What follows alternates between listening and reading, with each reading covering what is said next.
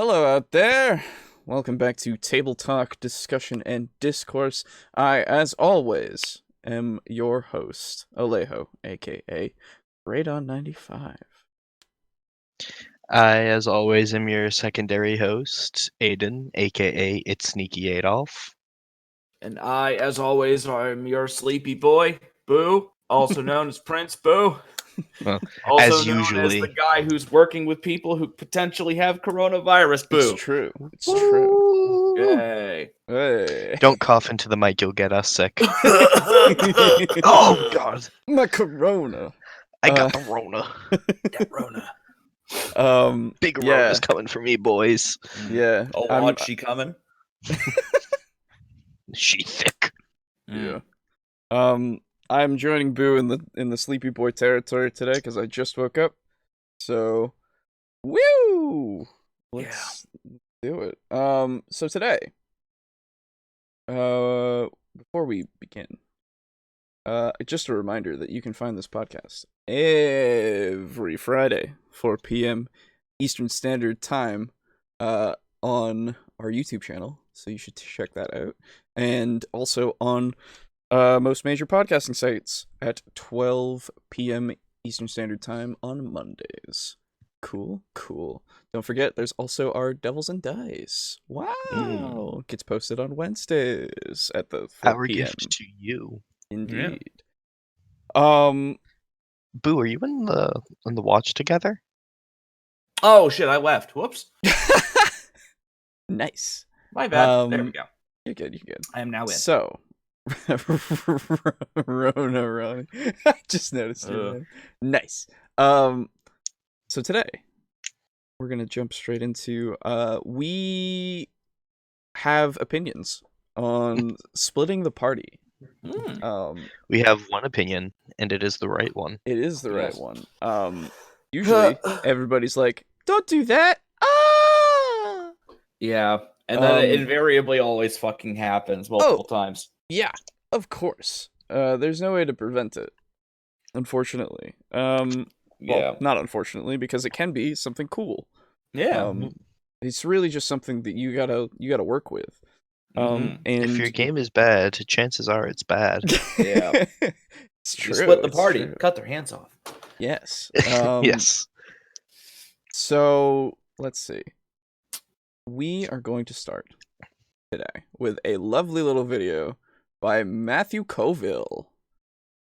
Matthew Coville is actually I've watched quite a few of his videos before. They're all pretty decent.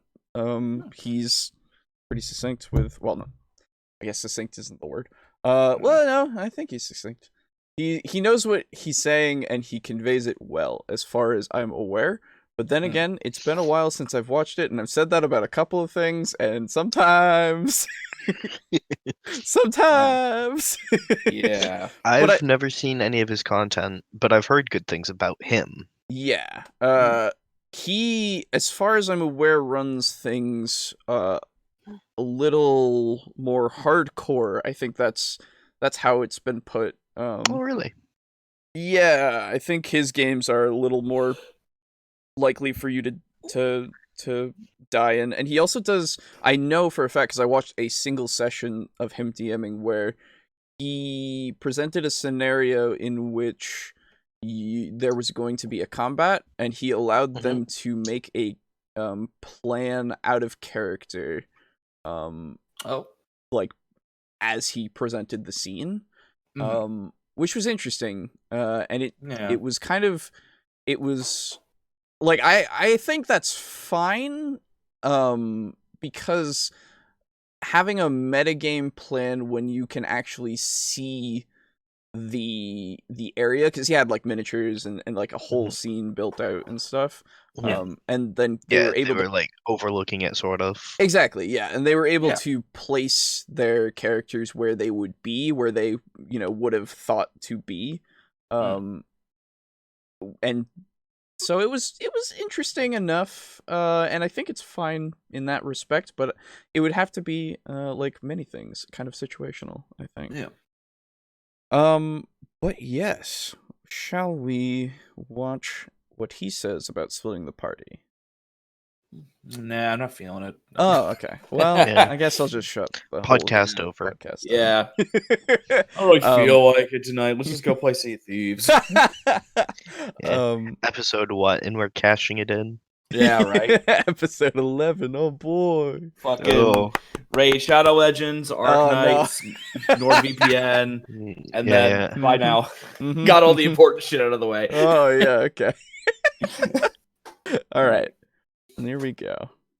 We were playing in my last D&D campaign, some of which you can watch on YouTube, and the players had been given a map of the Underdark by the Deep Gnomes. There were 2 tunnels. To the left was the passageway to the city of the Glass Pool, which they knew was their This hair destination. To the jiggles a right was lot. passageway that led to... Certain death. It said there Like, was a... not a complaint, but like, it's very distracting. Yeah. I also find so cutaways. Why do people think they need so much fucking movement on screen? Well, Well, it's not the movement that gets me. It's just Uh-huh. like there's so much light on his face. It looks like he's got 2 different light sources. I think he does. Probably Because it looks like he's got like one in front and then another one to like the top right. Good. And Well, like neither it's- of them are soft. It's important to have good lighting, at least so that enough so that you're able to actually see the person well.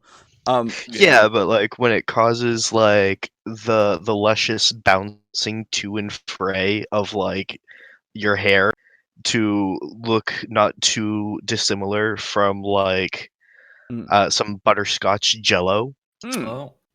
then like it's You're very hungry. distracting. I am actually very hungry. The other thing for the movement thing, I think this is just, I don't know. For some Yeah. people, they move when they talk. It's true. Yeah. Yeah. And the other thing I want to say is cutaways to things when you're like, there's a time and place. The jump cuts. Yeah, well, it's not just the jump; it's just cutting to a different kind of thing, right? Like, because he just did the cutting to I think it's from the Wizard of Oz to whatever that one's called, Dorothy Returns to Wonderland or something. I don't remember. It's the fucked up one for kids.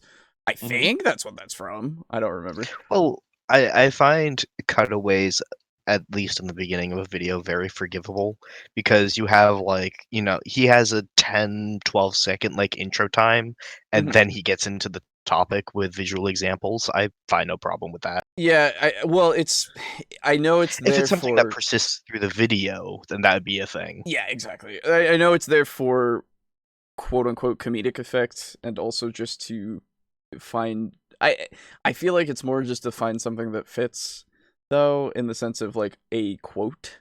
So I maybe. mean, it's fine for now, but I don't know if he continues. So we'll see. I mean, he's only like 15 seconds in. It's true, but it's still one of those things that I see a lot. Yeah.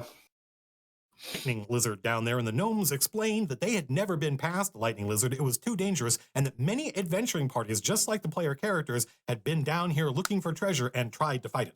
They tried and failed. Second. They tried and died. This caused a real schism in the group. Phil, sort of the leader of the party, argued, listen, we have a quest, we know where we're supposed to go, we have a map showing us how to get there, why screw around? EJ, a newly minted noble, said, but there's almost certainly going to be a lot of cool treasure down here, more experience points, which means we'll be higher level when we get to the city of the Glass Pool and more likely to succeed. And you might think of that as metagaming, but it's not. Certainly their characters Give me just are a aware second, of the boys. fact. Yeah. Yeah, I wouldn't Yeah. consider that to be metagaming. Unless if they were saying that in Okay, character, sorry. it sounds a little metagamey to me. Yeah, but like Especially He continues with his point. Okay, Yeah. yeah. Yeah. Sorry, a let me line gets try to go back. drawn with characters that know of like, hey, if I find this magic item and get a chance to fight more, I'll probably get better at fighting and also be able to augment my strength with the magic item. Yeah. That's fine. Yeah, but, they like, need to say no it in one- a very in character. Yeah, so long as Very they don't say specific- the words level up. Yeah. Yeah. I believe I watched a few minutes of this just to see the beginning points. And he does actually go into what that means.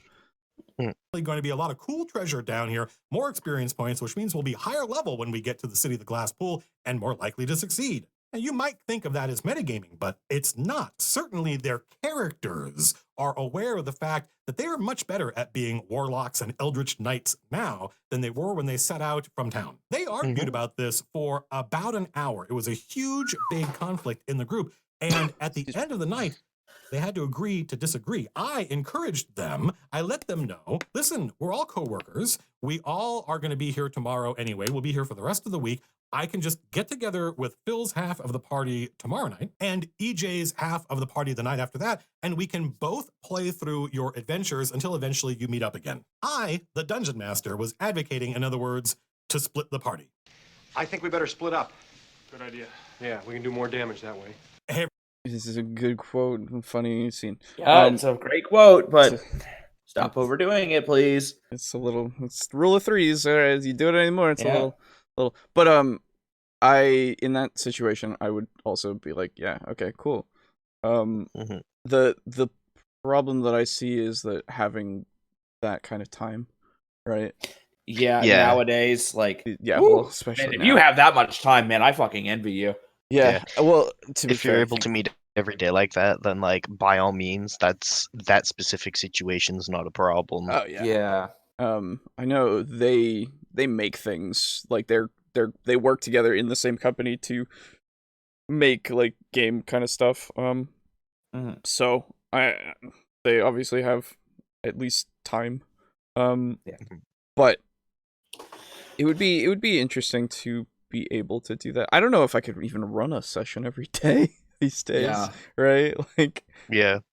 I'm already in 1, 2, 3, now 4, 5, at least 5 different things, 2 of which I'm running, I think. Yuck. But I haven't had to run the 2 that I've been running for a while here, which has been nice because fuck, Yeah. dude. Excuse me, goodness. Coronavirus. I've just not been You drinking got him water sick, enough. boo. Yeah, we did. No, I was just need water. But yes, it's a neat idea, and honestly, it narratively makes sense to do that. So Yeah. why not? As long as they can, I mean, meet up later. Yeah. Feels like not a problem. Yeah, as long Everybody, as you Matt, run it hold it. right. Yeah. As long Well, as you here, run it if right, you and are it's AD hard to run, but yeah. Yeah, exactly. It's one of those things that kind of takes skill. Yeah. Well, it's one of those things where you can treat it like 2 mini campaigns. Yeah. in other words, Like, to split the party. I think we better split up. Good idea. Yeah, we can do more damage that way. Hey everybody, Matt Colville here. If you are a D&D player and you go online, it's not going to be long before you see a message from somebody on Twitter or on Reddit or in chat saying, don't split the party. It's this common wisdom that has been passed down and it's become like a shibboleth. It's this thing we say to each other to reinforce the idea that we're all part of the same group. We all know the same things. We're all having the same conversation. I say, don't split the party to show off the fact that I know the common wisdom. But I personally am deeply suspicious of common wisdom, typically because it flies in the face of my own experience. But like the admonition against playing evil characters, on the premise that it can be disruptive and tear parties apart, my reaction is not that that's not true, but that it can be managed and that mature players can deal with it, and it opens up a colossal amount of new options and fun. That's Yes. an excellent point. You need to have mature people that can actually deal with it. Yeah. Yeah, I've had that's been something that I've advocated, and of course the 2 players I've ever had that were evil aligned were both wood elves and both problematic. Yeah. But like, you can absolutely play an evil character so long as you temper your evilness in such a way that it is not A, egregious to the party, or sometimes B, noticed by the party. Depending of course on party dynamics and who's playing what and yada yada. But you can absolutely play an evil character that has like this master plan lying dormant, and you can pull off some insane things with it so long as you role play well. Yeah. Exactly. Because I think everybody always uses it's similar to the whole geez, how do I even begin? When an unskilled role player plays a rogue and they say, "Oh, I'm a rogue. I steal stuff all the time." Mm-hmm. It's that. It's similar to that, at least, where it's like, instead of it being "I'm a rogue, I steal everything," it's "I'm evil, so I do evil all the time." Yeah. No, you don't. Yeah. Even when you're chaotic evil, you're taking away how intelligent your character might be. Just because your character is insane-ish, not really even, Right. depending on how you've made the character, because most people just do chaotic evil as a way to, like, not whatever have to they worry want. about the law. Yeah. So just because you don't follow the laws doesn't mean you're insane. It means you just don't follow the law. Right. Yeah. And But when they do that, they seem to take it as carte blanche to just say, my character's batshit insane. He just does whatever the fuck he Right. wants. Yeah. He kicks Instead over of- tables and throws lit candles into buildings Yeah. all the time. Yeah. Because lulz, I'm evil. Yeah. And Alternating caps. instead of it being, you can have a chaotic evil character that is purposefully made to be insane, but you can make them insane like the Joker, where it's like There's a method. Yeah, there's a method to it, and there's a lot more like psychological stuff going on. It's not them just openly shooting and kicking, like shooting puppies and kicking kittens and shit out on the road. But You that's can have hard. these people. Yeah. Yeah. You can have people coming who up are with like a convincing and compelling character is difficult, Boo. I Yeah, have to it's put true. thought into it, and I don't want to Yeah. have to do that. I know. But I would love to see a chaotic evil character who goes around in towns. He doesn't actually kill people. He's just psychologically evil as hell, where he like goes around and manipulates random NPCs, like breaking up the shopkeeper's marriage or whatever, and then like stepping in and being like, dude, it's okay. I'm here for you. I was here for you. Like, even when all this started, if you need to unload, I'm here for you. And then like, that's how they get like discounts, by becoming like their best friend and moral support in the middle of a divorce or something. Yeah, You can be this really psychologically evil character and still support the party. Yeah. You can play like a sadist. Exactly. Who's like mistreating those under his rule. Or even like buying and selling like people on the black market. Yeah. While also traveling along with a bunch of paladins, and the party loves him because he is essentially the party sugar daddy. Yeah. Yeah. And the paladins might really, really fucking hate taking that blood money, but eventually they'll probably wind up They may not even know. Yeah. I was gonna say. They also might not know. Yeah. And then when they find out, whoo! Yeah. Oh, I make. Then you have a whole arc for that paladin. Yeah, it's like, oh, I make generous donations to the temple of like Bahamut or something. Yeah. And the paladin's like, that's a pretty nice guy. And it's like, hey guys, I'm not gonna be around tonight. Do your thing. And the party's like, okay, man, I bet he's out there like helping orphans and such. And like, that he's fucking buying an elf and selling it to an orc, and then buying a goblin and then selling it to a human or to something. the elf. Yeah. Like playing curb stomping multiple someone sides that all wasn't able against to the make the middle. last payment. Like, you can absolutely even do things like have a plan that like even results in, I don't know, resetting all of the goods that your party has done over the entirety of the campaign. Yeah. That is like a year and a half in the making. Now I want to see someone play this. Fuck. That's still chaotic evil. Yeah. So, but you're planning so far ahead that in the moment you can be good, but in the end you'll be bad. So it's great. So I agree that that's definitely a good thing to do. It brings up a question of alignment, right? I've always been an advocate that alignment itself is a guideline. It is not a ruling, right? Yes, you are not compelled to your alignment. No, you act the character the way the character would act. and that means you might be a good character and you might do something that's morally evil, but it's for the greater good, so more of like a chaotic good kind of thing, right? You can be lawful but then go, fuck, I need to do this, right?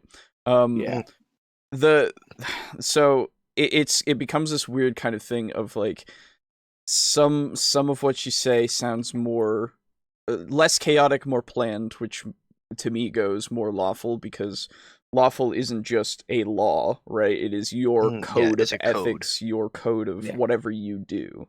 It's true. So it's one of those things. Again, it's a guideline. It's not set in stone, and I know for a fact, like, if you, it's hard to make it work. If it's difficult. Likewise, lawful good does not mean that you're poring over like city zoning ordinances. Yeah, exactly. Well, you don't do that? Well, I've been known to, but it's not my typical Friday night. I dabble. Okay. But like, you can have a lawful good paladin that does not necessarily follow the rules of a town, a city, or a country, but maybe is more likely to follow the rules of their patron. Fucking Dirty Harry. I want to see a fucking Dirty Harry paladin, even though that wouldn't work. Well, the other thing I was gonna say is, for evil kind of characters, evil campaigns, I am currently running one, right? Like, that's my intrigue campaign. The main heroes, quote unquote, are evil, in the sense of the drow is lawful, the tiefling is also lawful, and we have an elf who is more chaotic neutral, right? And they're still, like, in the beginning, the drow and the drow was quite literally doing things to help the town in order to establish herself as a good member of it, right? In order to gain them as an ally for what her plans are. She's made many a friend. She's in fact even fallen in love with one of the people there, because they're just so compatible. And yet it hasn't changed her motives at all, right? She still wants to destroy the kingdom because she wants the war to stop.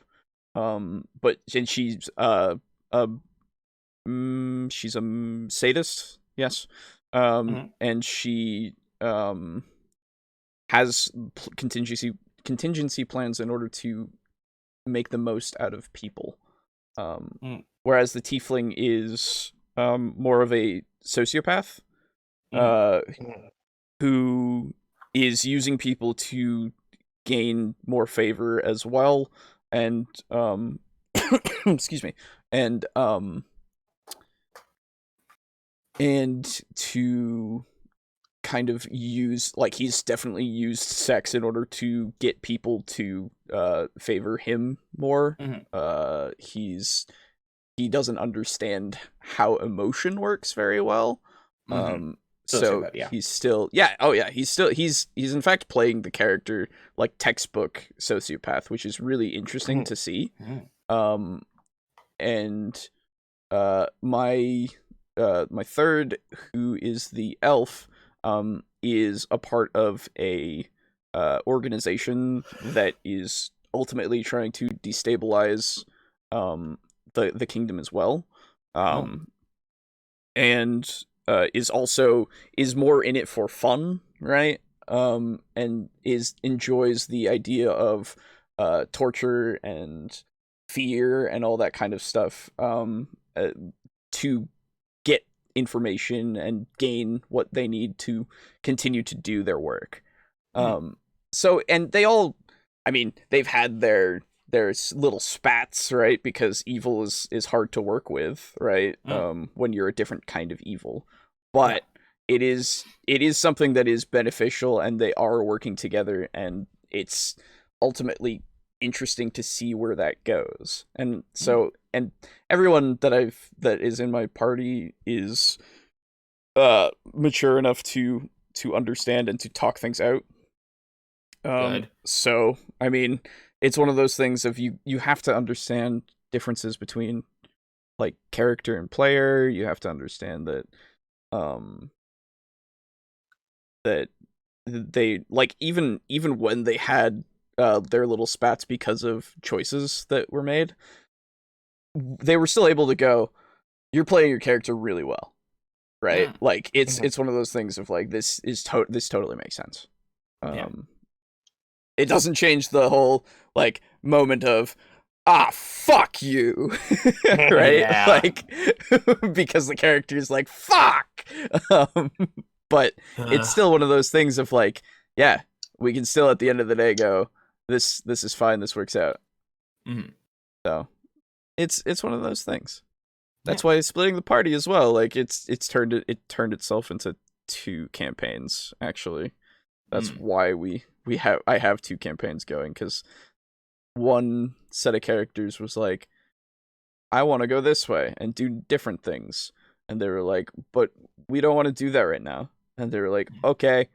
And I was like, well, I guess we'll see what we do here. And then they augmented each other's campaigns in order to like make them work more. So it was interesting. So I don't know.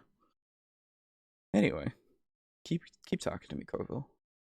Same thing is true for not splitting the party. It is 100% true that splitting the party can turn into a kind of degenerate nightmare scenario, but it doesn't have to, and that's what we're going to talk about. The reason I advocated for splitting the party was because I personally love that experience of the party splitting up, much like Lord of the Rings, going and having their own adventures, and then getting to meet up again and describe to each other what has happened. Anytime the players have to describe to the other players the experiences they've had in the campaign, it seems much more real to me and I think to the players. And of course, I would agree, actually.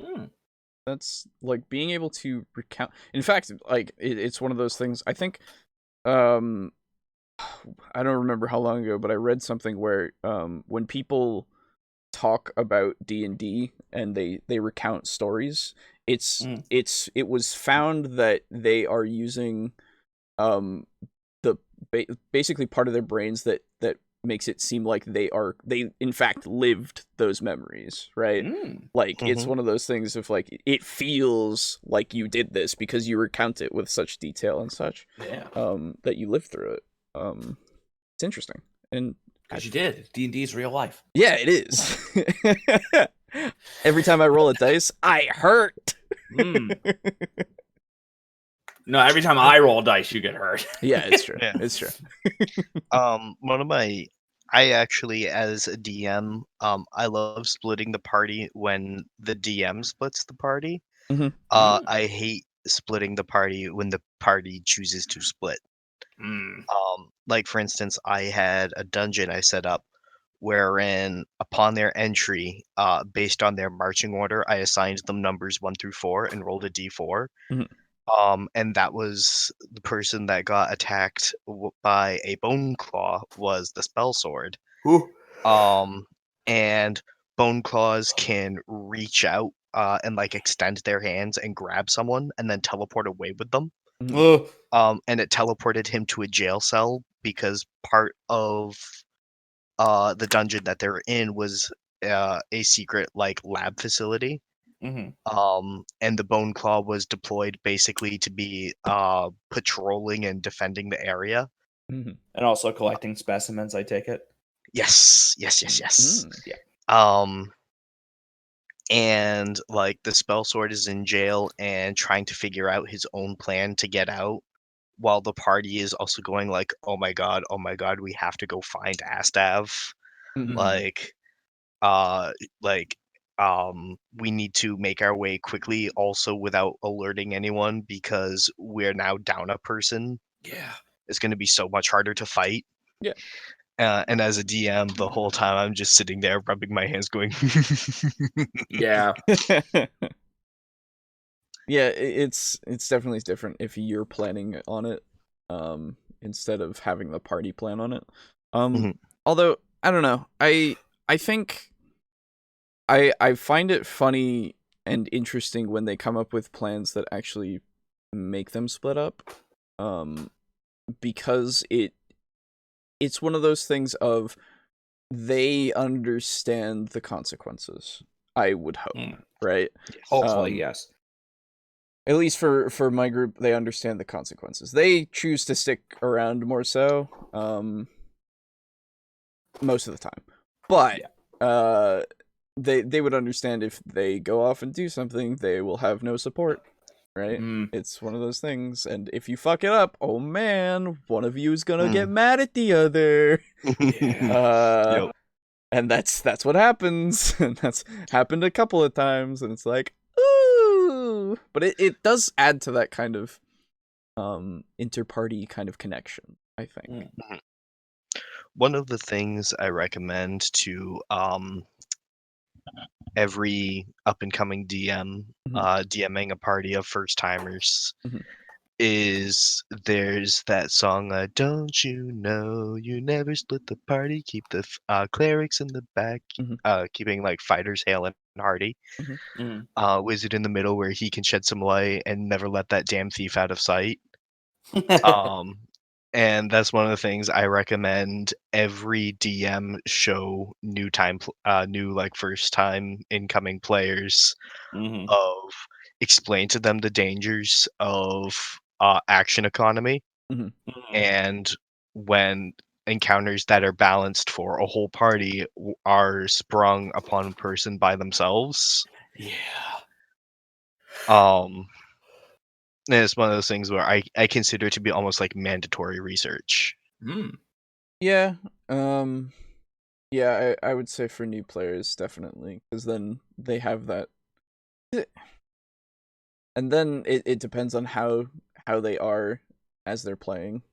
I would say, because then after that, then if they get more experience, then they go, well, maybe we can do it by ourselves, right? Like we could have one person go here and do this, and then one person go here and do this, and they understand at that point, like, yeah, I know the danger, but I think I can do it, right? Yeah, exactly. At that point, so long as then they're it's at like, least cool. informed. Yeah, absolutely. The other thing that I gotta say is that for the not splitting the party song, it's a lot different in 5e. Oh yeah. Yeah. A lot of people can be in the front now. You can roll a cleric that absolutely can be in the front. Yeah. They have very high armor and also can do a lot of things.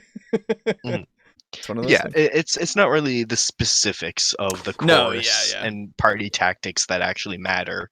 It's more along the themes of maybe just don't go off on your own stupidly in a dungeon, because at least speaking personally as a DM, if I have an encounter planned of 3 owl bears and the warlock goes off on his own, those 3 owl bears are still 3 owl bears. Oh, of course, I'm not going to tone that down for him. No, exactly. There's things in this place, and if you're not going to be intelligent and go, there are things in this place, and I can't take on more than one thing, maybe. If you're not going to do that, then man, oh man, I guess you deserved it. It's unfortunate, but come on, man. What do you expect? I design encounters to be challenging for the party operating at its peak. So they're supposed to represent a degree of difficulty. And if you're on your own, that may not work out well for you. Yeah. I mean, hey, you could surprise. Maybe you'll make it work out. Who knows? Maybe. But doubt it. But you might. But maybe they'll roll high. Maybe not. Yeah, maybe not. Been doing this for a long time. I am not afraid of splitting the party. True, we all work together, so it's very easy for us to get together on a subsequent night. It's not a huge scheduling nightmare. We're all already at work anyway. And while this I know is unusual, it is very similar to the way it was when we were teenagers and in college and could basically play whenever we wanted. Unfortunately, or fortunately, depending on your point of view, They did not split the party. Having slept on it and thought about it when they came to work the next day, many of them felt terrible about the idea of playing D&D without the others. For them, that was part of the fun. So fair the enough. half of the party that wanted to fight the lightning lizard just gave up and said, you know what, Phil, you're right. Let's go to the city of the glass pool. The thing I really respected in Phil, and we may have to do a whole new episode on this because it's kind of the theme of the last two videos, was Phil's commitment to dealing with the consequences of his actions. He was willing to go down to the city of the glass pool alone, even though he knew it meant almost certainly he would die, because he thought, listen, that's what my character would do. I don't mind if my character dies in a situation like that. I'll just roll up a new character. He would have been... That's interesting. Okay. That's very Then interesting. Yeah. Is your character that unafraid of death too? Yeah. I assume, I would have to imagine. I hope so. Because I hope he goes into it a little more, but Yeah. I can understand having a conviction to a point. There's definitely moments where even my players have been like, so what you're doing, it really makes me want to kill you, but I'm trying really hard to find the reason why you wouldn't die to my hand, right? So what your character would do is valid, absolutely valid. But Yeah. you also have to think of like, is it going to disrupt everything? I suppose. Not to mention, it's the other Excuse me. thing where it's like, this might be your character's mission, and he might not be afraid of death, but, I mean, at that point, if you're literally willing to die just to walk there on your own, how about you just go fucking fight the lightning lizard, and then just go there with the whole party? It's just a slight detour. So, the other thing that I would say to that is, it depends on how stubborn the character is, right? Yeah. Because there's a degree here of we're not able to see the mind of the character, right?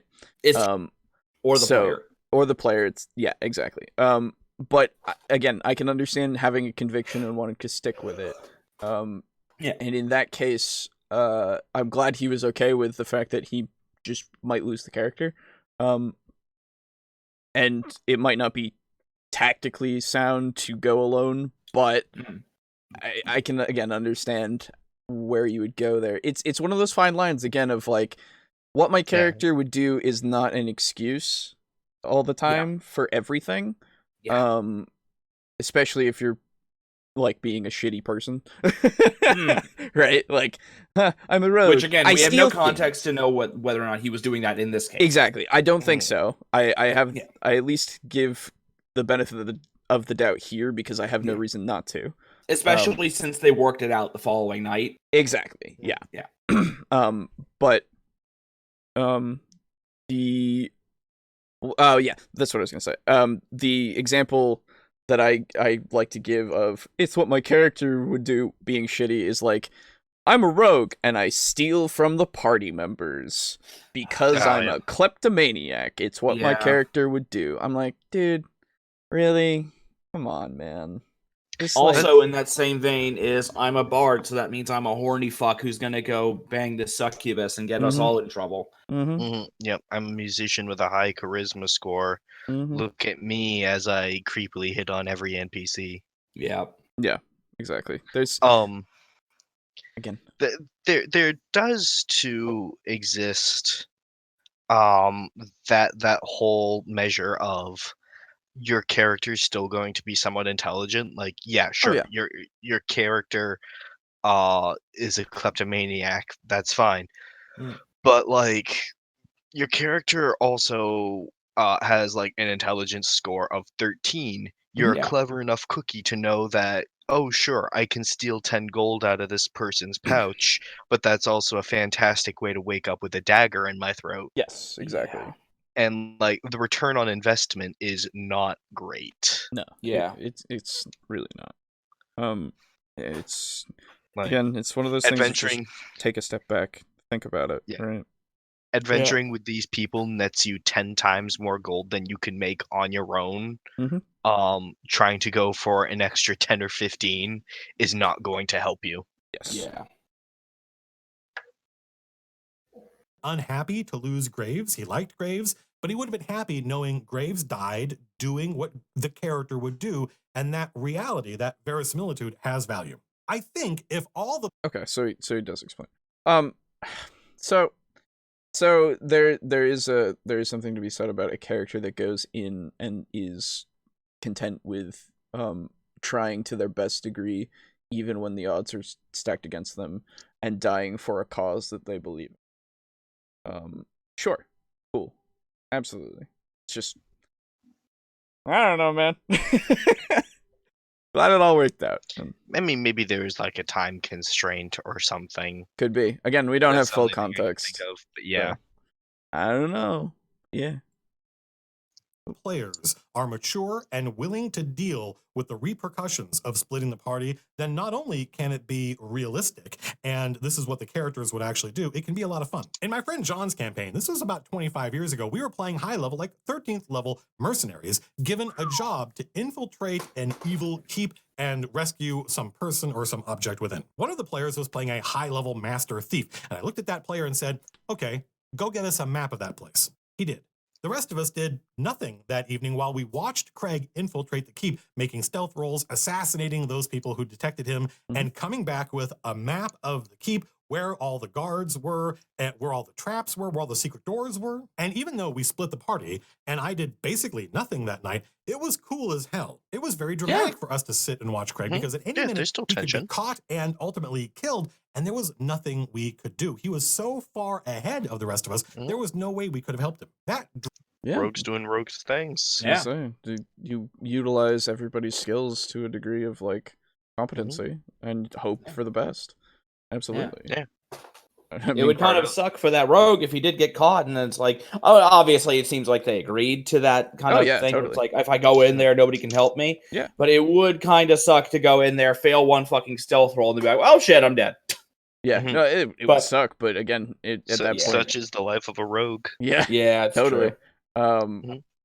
I see no issues there whatsoever. It's like it's Yeah. a cool idea, and like I've even Yeah. had it where I've run games and people are split up. Oh yeah, no, I did a one shot actually where people were split up to a point of like there were two people fighting here, there were people running over there were people hiding over here. Like they had this whole thing go on where some of them just didn't get to play for a while, like quite a while, and I kept apologizing because that's how I am.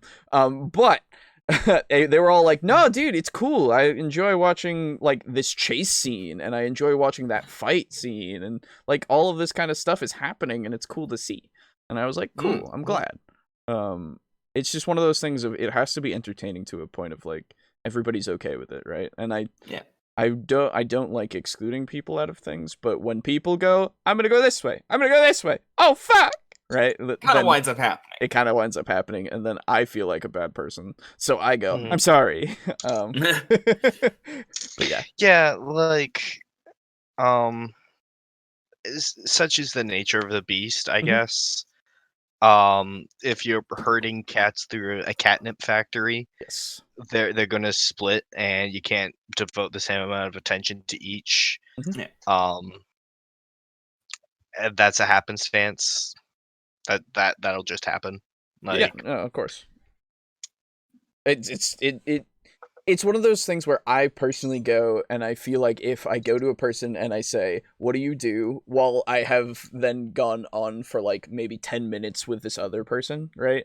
And because they're doing something so involved, where I then turn to somebody else and go, okay, what are you doing? And they go, I don't know, I think I'm just going to go over here. I'm like, okay, so you start going this way, and then, but it's something that doesn't take much time, so I spend like a minute with them, right? Or 2 minutes with them, and then I go to another person, and then they take another 10, and I'm like, fuck, right? I feel like, damn it, I don't want this to feel like I'm not trying to have you play.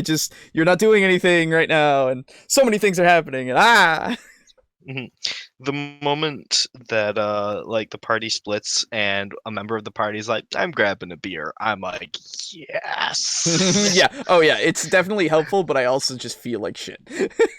And then like they raise their hand and I'm like, yeah, and they're like, I'm ordering another beer, and I'm like, do so. You continue to drink. It's on the house.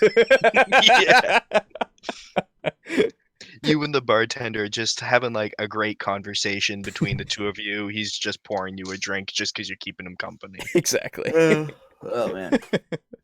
Drama, that heightened drama, that inability for us to help someone while they went off on their own added to the drama and the tension of the evening. It was not boring for us to sit and watch Craig. Likewise, in my friend Jim's campaign, we spent an entire evening with me just negotiating with the king of the elves. There was nothing really for the rest of the party to do. We weren't physically separated, but I was essentially playing my own game with Jim, and the rest of the party just had nothing to do but sit and watch. Even though we hadn't split the party, the effect was the same. But because what was happening, me role-playing with the King of the Elves, was dramatic, it was a memorable evening. It was something my friends and I talked about for years afterwards. So when That though is hard to do if you don't have people that are Willing used to do that. well, willing to do that, and also used to letting the spotlight be away from them for so long, right? Yeah. Because it's definitely hard to I can say from experience, it's hard to watch something and then get to a point of like, oh fuck, wait, should my character say something? Because like, man, I just thought of something, but then you have to take a step back and go, well, did my character think of that, or did I think of that, right?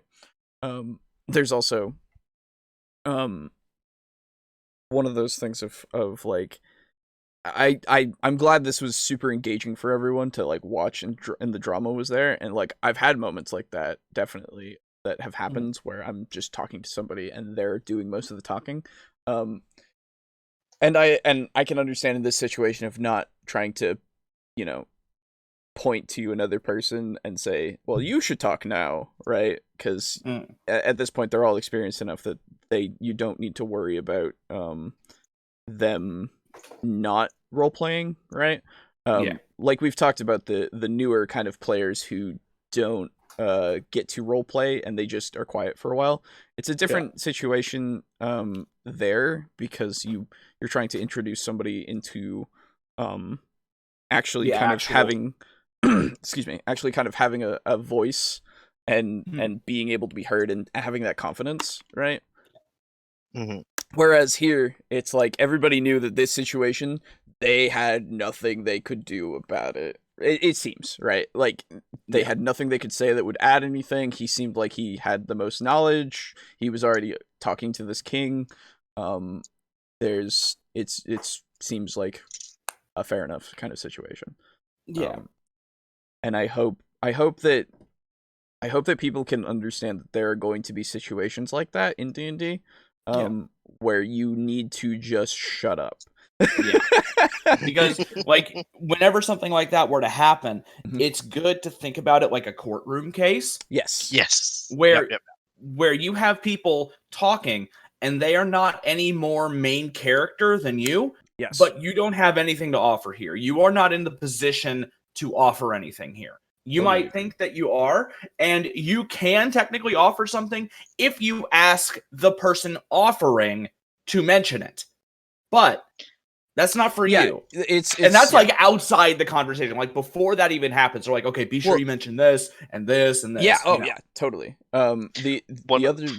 The other way that I would say that you can designate, like, if you want other people to be a part of this conversation, is that your character then goes, this person knows more about this situation than I do. I'll let him tell you about this. Yeah, you can also do that. Or even like tells them beforehand, hey, back me up on this. Right. Exactly. One of the favorite things that I love doing is, say the characters are in a courtroom and they're appealing to a local lord or judge, and you can have the lord be the sort of person whose pride is easily wounded, and the sort of thing where like they agree beforehand, they're like, okay, so and so is doing the talking. Torque, I swear to God, if you say anything in there, just shut up, please, just shut up. And then Torque goes, okay. And then they're in there, and the Lord's just like sitting there lounging on there, and he takes note of like the tall orc, and he's like, what about this guy in there? And Torque's like, well, actually, and the rest of the party's going, oh fuck. Yeah. again, situational. What's going on? What you like? If you, I mean, and in most cases, I would assume a king would go, well, what about them? Right? Like, because if you're in that kind of a situation, why are they here? Did you already? If they're in my room, they're here for a reason. Exactly. Unless the one who's like in the main role of speaking to him is like has already explained that they're there for why they're there. Yes. In that case, introduce them and whatever. Exactly. It's a mix, I think, of both in-game roleplay as well as some metagamey aspects of where it's one of those things. Okay, so it can all be in character. I would advocate that you make it all in character of like your characters go and they go, we're meeting with the local lord, fucking you. Don't fucking say a word. Please. Oh my god, don't say a fucking word. You'll fuck everything up. And everybody else goes, oh yeah, that's true. You will fuck everything up. And then they'll go, ah, fuck, okay. All right, yeah, I guess you're right. Right? Like, or they get haughty about it and then you go, well, don't even come, dude. Just go sit over there. Yeah. Right? Yeah, exactly. But it's like, here's like 10 extra gold. Go to the brothel, have some fun. Right. We'll pick you up later after school. Or they go, well, actually, I might be useful to this conversation, and they make a compelling argument in character of like, I can be here for a reason, and it will help. And they go, okay, all right, you can come and you can say something if it's necessary, right? Like, it's a whole But otherwise, thing. I swear to God, I will end you if you even breathe. What's your constitution score again? 18? You'll be fine. Yes.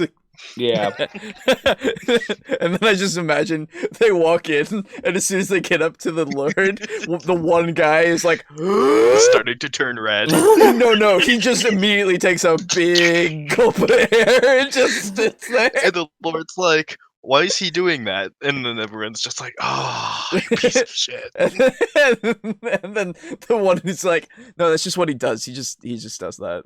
Don't worry about him. He's fine. He does that, and they just keep looking between him and the one who's talking, and then they see him get redder and redder. Eventually, his lips start to turn blue, and it's like, all right, our time's nearly up. It's a great timer. Great. Whence comes this admonition against splitting the party? Well, the most direct and obvious reason people say that is because if you split the party, you are halving your effectiveness. And the adventurer does not know that you are planning on splitting the party. The orcs in the next room are the orcs in the next room. And if you only send half your party against them, you are twice as likely to fail. I think that's the primary reason people repeat this prayer over and over again, don't split the party, is they are afraid that by splitting the party, everyone will fail, there'll be catastrophic failure, and characters will die. That can happen. But like... Yeah, totally. I mean, there's again, it's there for a reason, and I think it goes back to the early days of D&D, of which it was fucking hard. Yeah, well, it was a meat grinder. Yeah, it was intentionally a meat grinder. Yeah, some of those Gary Gygax campaigns are, woo!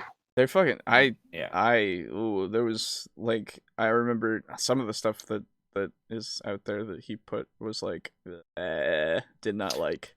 Yeah, no, some of it was pretty stupid. Like, I remember hearing about one of the ones where, I don't remember which one it is, but you met a bunch of weird pop culture references, and, like, quite literally, they were there, and you had to fight them. I'm guessing that was, I don't remember the name of the module, but there was a module that Gary Gygax did where it was, there's this, like, ultra-powerful wizard who lives in a big fuck-off castle. Yeah. And he managed to cross planes into our world, and he used, like, monsters and his magic to make movies. That's it, yeah. Yeah, and that castle was a movie studio. It was a movie studio, and you fought like the Star Trek cast and shit. You fought the Star Trek cast. You fought Thor. So weird. It was really strange. stupid. I get it. You're a fan of that stuff, but like, dude, make a reference. Don't make a whole like they're in there. That's just lazy. The other one that I remember was Dungeon Land, where it was Alice in Wonderland, but it's Dungeons and Dragons instead. Yeah, that's kind of cool. That sounds cool. I mean, as long as you make it. There's some interesting. fucking stupid shit in there, though. Oh, I'm sure. You remember the fucking The caterpillar? Cheshire Cat? Oh. No, the caterpillar. Yeah. No. The caterpillar who sits on the leaf smoking his hookah or whatever. Yeah. Anyway, you go to the caterpillar, and if he talks to you for X number of rounds, your alignment is forcibly changed to true neutral. Oh, that's right. Oh my Yep. god, I remember that. Yeah, that's so fucking stupid. And Forcing then there that shit. is Ugh. the people at the Mad Hatter's Tea Party are fucking ridiculously strong. Yep, that's right. They're like 16th level monks. Yeah. And like, it's fucking weird. Yeah. That's right. That's why I know this. Spoonie talked about it so Yep. long ago. Mhm. Oh Yep, man. That's when he made content Back and when wasn't he that did shit. things. Yeah. I feel Yeah. bad for that guy. I know, because his D&D content was pretty damn It was good. really good. My favorite story for him will forever be the toilet pizza. Yep. It's really fucking good. It will never Rips. not be the toilet pizza. Yeah. Rip Spoonie. Yeah. Spoonie. You were pretty cool one time. Spoonie. Now you're dead. Yeah. Well, yeah, basically. Spoonie's still alive, right? Yeah. Oh, No, no, he's alive. He still do it. Yeah. He just doesn't make Christ. content. I think he's Basically, he was diagnosed with some pretty fucking severe Oh, yeah. bipolar Oh Yeah. yeah. and like manic depression stuff. So, Yeah. They'll fuck I a think he person up. still streams now. Oh, does I it? don't know. I don't keep up with streams. He really. did for a while. After like not fulfilling a lot of things that he said he would. Yeah. Like the fucking movie that he got a bunch of Yeah. money for that he just didn't do. But yeah, he streamed for quite a while and then he dropped off the face of the earth and then he came back Mm. and I think he streamed more. I don't know anymore because I haven't checked in because I mean, Yeah. current Spoonie, I don't care. Yeah. Sorry, dude. Yeah. His movie reviews and shit were really good. They Man. were pretty decent. Santa with muscles, that was good. Anyway, let's not reminisce about somebody else. Let's pay attention to Fair Colville enough. here. Yeah. Phil in Night Below, Phil was okay with his character failing as long as he was being true to himself. That, I think, is what separates mature players from new players, is that mature players are willing to deal with the consequences of their actions. They don't make every single decision based on the mechanically optimal thing to do. They spend time thinking about Aiden. the reality of the world and the reality of their character. I was gonna say no. He doesn't. I know. It's just you're always going on about how everything isn't optimal or whatever. Oh yeah, that's the only reason. that's just my way of saying that something's bad. Is I'll be Yeah, like, yeah, that's not optimal. Yeah.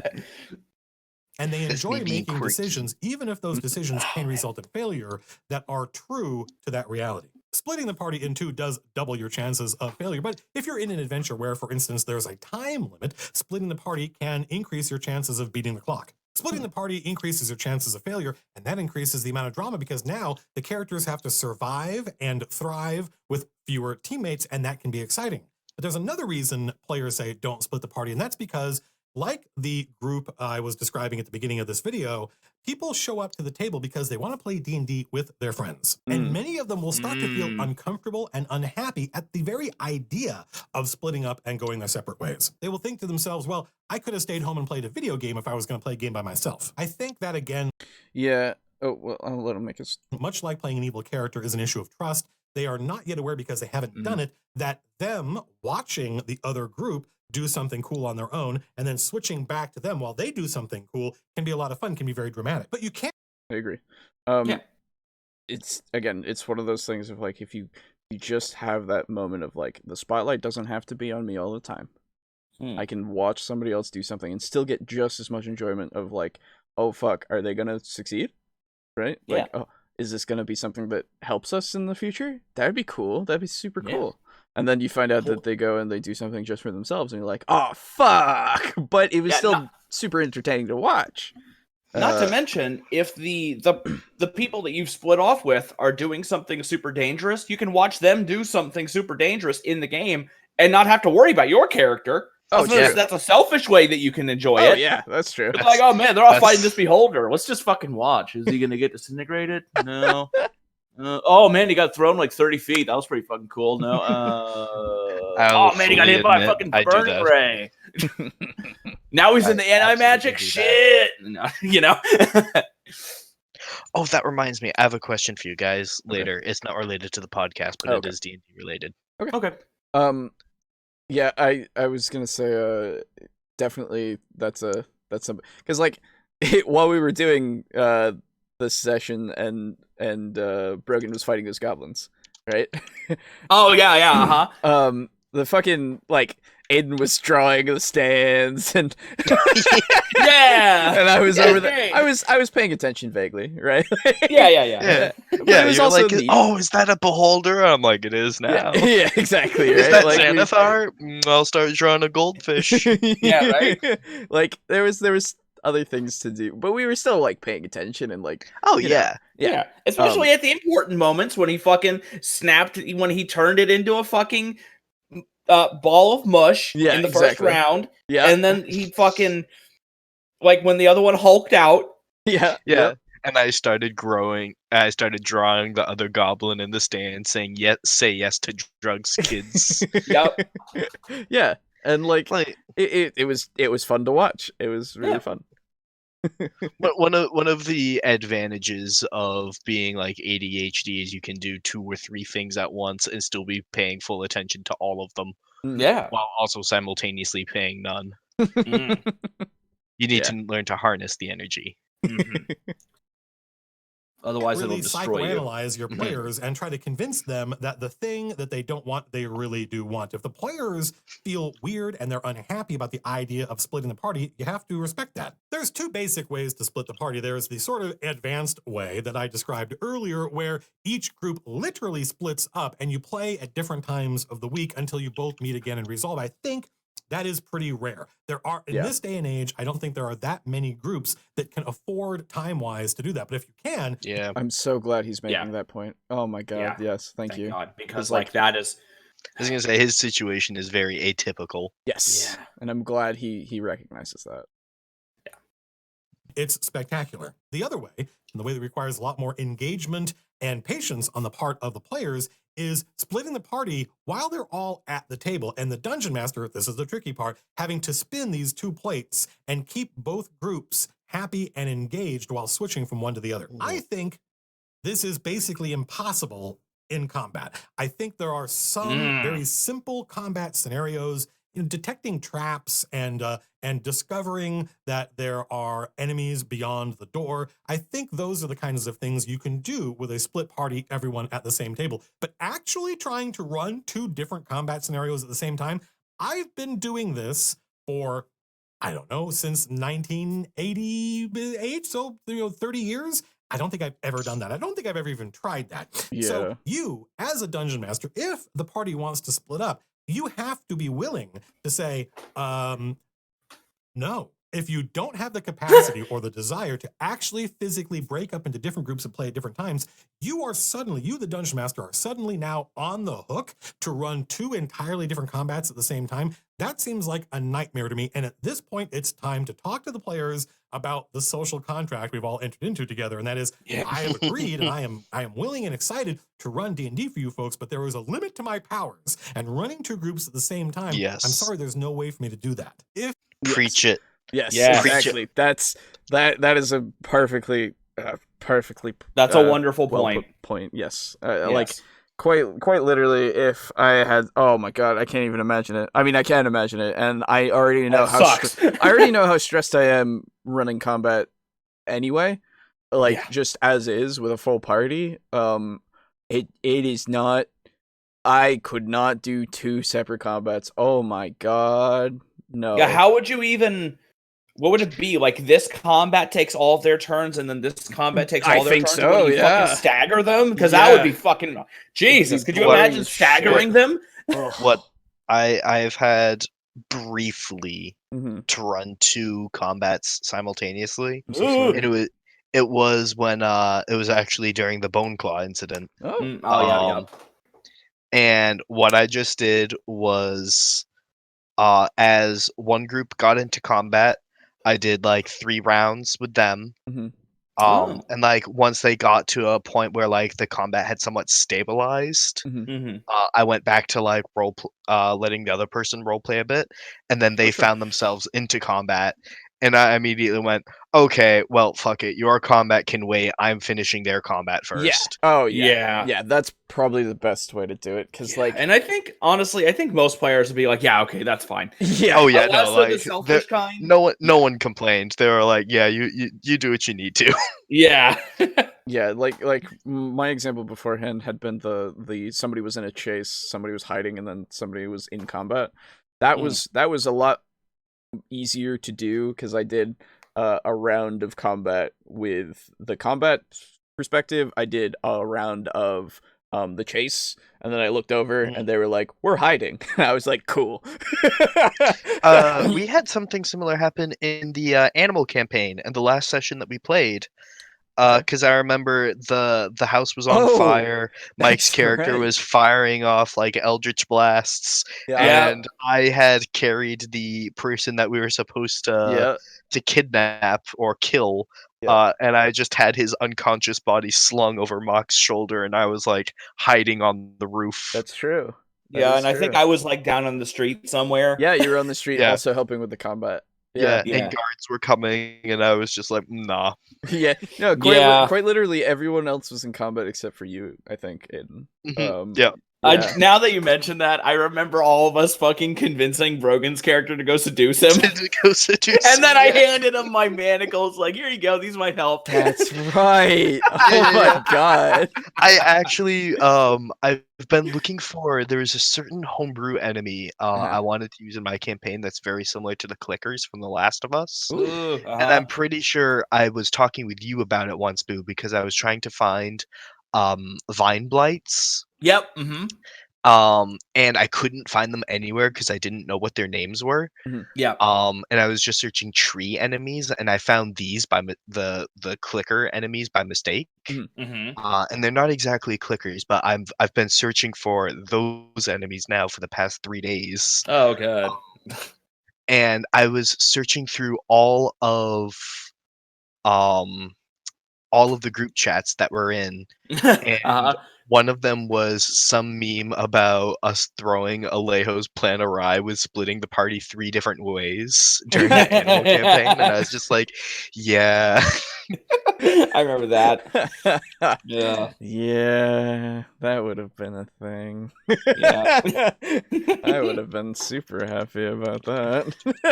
But yes, it's one of those things of like, I'm glad he's also brought up like the social contract of like, we're all in this to play together, and like, man, oh man, if you're gonna intentionally split the party just to make it harder on me, jeez, I'm gonna say no. fuck off, maybe. I'm not gonna be tactful about it. No, I'm gonna say fuck you, dude. No. Yeah, because we all know. Yeah.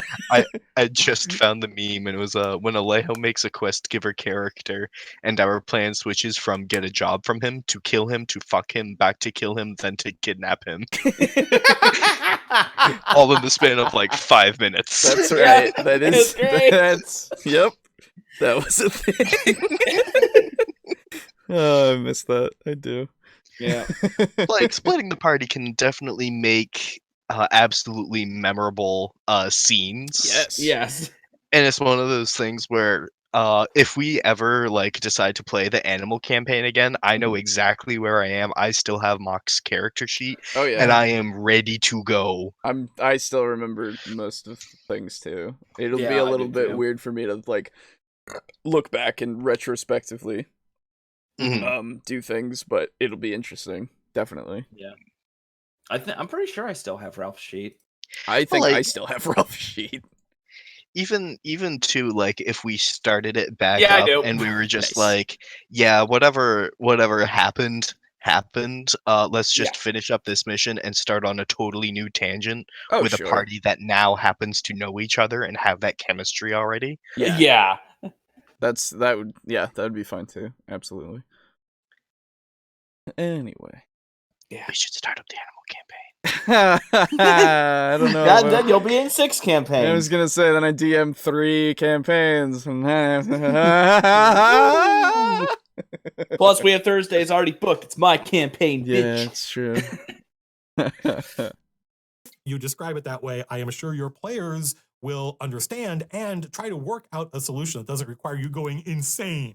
I think combat can be on the table as long as it's only an option for one of the 2 or more split groups. In other words, if one group is going to go down one part of the dungeon and maybe get in a fight, but the other group wants to stay and rest, I think this is perfectly reasonable. And if both groups want to split up in town, for instance, and go all do different things, not only is this reasonable, I think it's desirable. The trick to splitting the party I don't think in it's a narrative desirable, but like I feel like maybe desirable isn't the right word because it's definitely helpful in the sense of getting everybody to do things get everybody to be able to get what they need to do done, right, in a timely fashion, so you don't spend a bunch of time going, well, let's just go here and let's just go here and let's just go here and then we go here. We go, you're here, you're here, you're here, you're here, you're here. You get your things.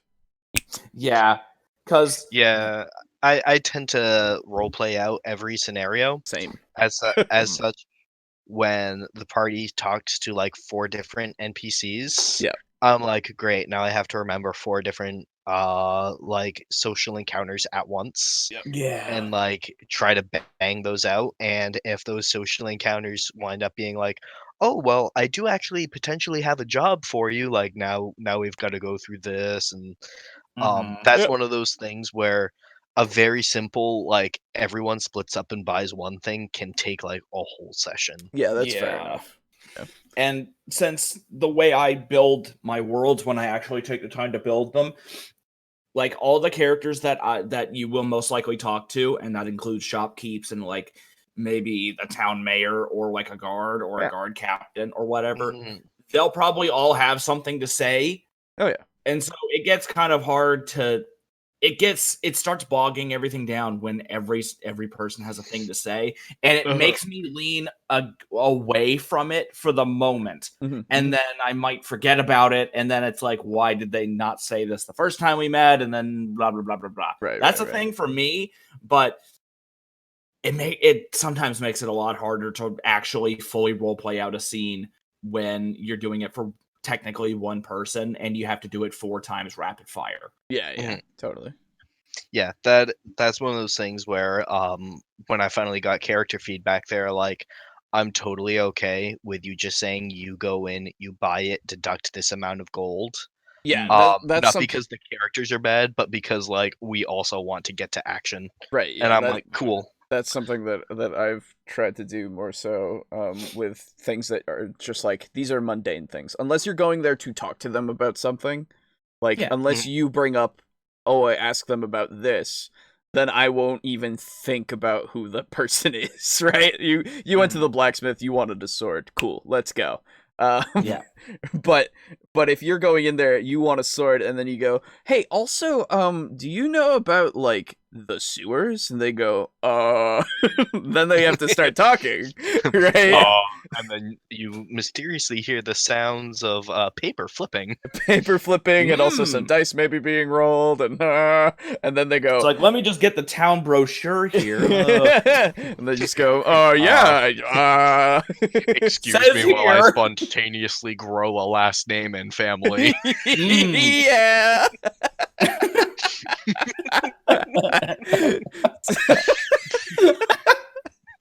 Oh man, it's so true. It's so fucking good. True. It is. Don't mind me. I wasn't a character before, but man, oh man, now I have become one. How that happened to me? Yeah, it's true. It's true. Second session. Yeah. And it's like, oh, you get a job. Who's it from? His name's Grolrod. Yep. Like, oh, okay. Yep. Real upstanding member of the community. And then actually, branching off from that slightly, pro tip, have a like a collection of names ready to fucking go. Oh yeah. That will help you so much because Oh my that God. really fucking helped me in our last session of Devils and Dice. Basically, what happened was they are working at kind of like an odd jobs place where they have like random jobs requested to them. Oh, you don't have to explain this, Boo. All of our loyal listeners follow our Devils and Dice. It's true, but what if there are new viewers? We get them all the time. Well, of course. It's Pardon me, I was less right. Yeah. So they work in an odd jobs place and they get jobs from like a little signpost outside. And they write down what they want, they write down their name and potentially give like a time, and they would like request them to come meet them, get more details, etc., etc. One of the jobs didn't have a name attached, and it was supposed to have a name attached. They're like, okay, so who's this job from? And I didn't have anything, even though I knew I was supposed to. I was like, and so I just go into my notes and I have names prepared. And it's like, oh, his name is this. Yeah. And then I already knew exactly what I wanted him to be and like what his deal was. I just didn't have a name. Yeah. I really and like so hope I remember to employ that because I don't remember names. I don't remember to do that, to like get names. And then Alejo, can you do like a link in the Discord? Can you show it or no? What do you mean? I just wanted to link the website that I use for names. Oh, I can. Was it fantasynamegenerators.com? It is. Yeah. Oh, yeah. Yeah, everyone. dude. Yeah. As long you just Fucking type in name shout generator. out. Yeah. Yeah, Type in dude. like now elf they're a name. sponsor. Right. There's a sponsor Right. Like that I wish. would not mind plugging. As far as I know, too, it is one person that is responsible for fantasy name generators, and like she poured her heart into that website. Yeah. And good lord, that website is is so good. quality. I'll pull it up right now. In fact, it's amazing. Fantasy. It has helped me build my world and my characters so much. They have races from like so many settings. Yeah, you can sort them into male or female. God. One of the They've things got fantasy names, actual like real people names, place names. Yep. This has been so like when I was just starting out like with making my world, I was like, I don't know places. I don't know name. Agris has a lot of names that are made from this, honestly. Yeah. It's just like oh. One of the things I did is I sat down for an afternoon and I clicked through every single race that appears in the Elder Scrolls. Yeah. And I clicked through like male names until I got 12 male names I wanted, female names until I got 12 female names I wanted, and then also got 12 last names if applicable. And I just have like 2 sheets of every race in the Elder Scrolls, first and last names. And whenever they're like, hey, who's this Khajiit? And I'm like, soft claws. Yeah, all right. Again, shout out to this fantasynamegenerators.com. It's fucking fantastic. Oh my god. Yep. MVP. Yes. Definitely. Anyway. MVW, most valuable writer. In town, for instance, where you don't have to worry about 2 entirely different combat encounters, is the principle of rising action. This is something that you learn if you watch a lot of TV, for instance, where there's often an A plot and a B plot. It's up to you, the dungeon master, to make sure that as one group is experiencing something cool, you pause the action and thereby keeping them in a state of what's going to happen next, while you then ramp up the next group. You've got these 2 sine waves that are moving through your plot. And this is not easy to do. One would dare say a sine wave and a cosine wave, but... Yeah, I was going to say sine and cosine, my dude, but all right. As you do it more and more, it will become second nature. And this will give you incredible control over the pacing of your game as you cut between these 2 or more groups. When you cut, which moment you pick... It's definitely something that you need to have experience with. Like you'll definitely want to practice it by just doing it a bunch. But it's a skill of like cutting between sections, right? Like you have to find an appropriate point to just like actually go, okay, and now we go over here to you guys. Yeah, because you don't want to cuck them. Right. because like think of it like a movie Mhm. where the only example I can think of right now is the scene in The Hobbit. I don't remember which one it was. Not watch. Huh? Go on. Oh, okay. It's just the scene where Bilbo is interacting with Smaug in the treasure chamber. Sure. And apparently that scene was just cut all to hell, even though it's like the best fucking scene in the movie. Yeah. Sure. And the book. Yeah, Oh, in the yeah, book. I mean, it was fucking awesome. And in the movie, it's amazing because Smaug is really fucking cool. He's like the coolest character in the movie, even though he's not in it enough. Actually, I redact that. My favorite scene in the book was the riddle scene with Gollum. Mm-hmm. Yeah, that was really that's good the one too. I like. That was I love riddles, so Yeah. I Ironically, I actually really, really loved the part in the book where they were getting taken down to Goblin Town. yeah. I don't know why I love down to Goblin Town. Anyway, but yeah, like because if you, long story short, you're gonna piss people off if you do it wrong. Yeah. Mhm. Because again, like in the movie, if you interrupt the cool shit going on, you could annoy both people because you're annoying people that are participating in it, and then you're also annoying the people who are trying to watch it. Yeah. So you got to be very careful depending on what's going on. Yeah. And then honestly, if you're going to do that, I would ask if that is what's going on, some like really cool confrontation where people are like really invested in it, I would ask first. And be like, is it okay if we cut away? Because I feel like you guys have been doing like this is all Yeah. Yeah, you know what I mean? Definitely asking is a good idea. Definitely. Yeah. I've done that before of like, okay, is everybody over here? Are you feeling a little antsy or Yeah, exactly. we Find out if your players are willing to like sit and listen to this other side story, like this other thing going on. They're like, no, don't stop. This is awesome. Yeah, totally. Mhm. That's definitely something that's very helpful. And then, Yeah. like, as you continue to do it, you will feel that, right? You'll Yeah. feel how your player, as long as, I mean, it depends on if you're still the same group for a while, but you'll feel how your players are reacting to it, and you'll watch as they go, oh, right? They're there oohing and ahhing because it's something interesting, and then you can feel confident in the fact that you can just continue the scene until it is at a point of conclusion. Yes. Yeah, they can still be invested in a scene that they are not necessarily present for. Mhm.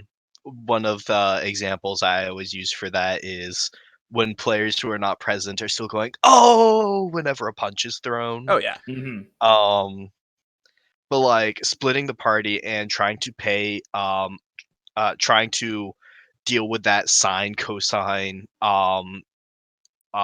I guess like action plot you could say Yeah. of dealing with 2, 3, or sometimes even 4 people at once.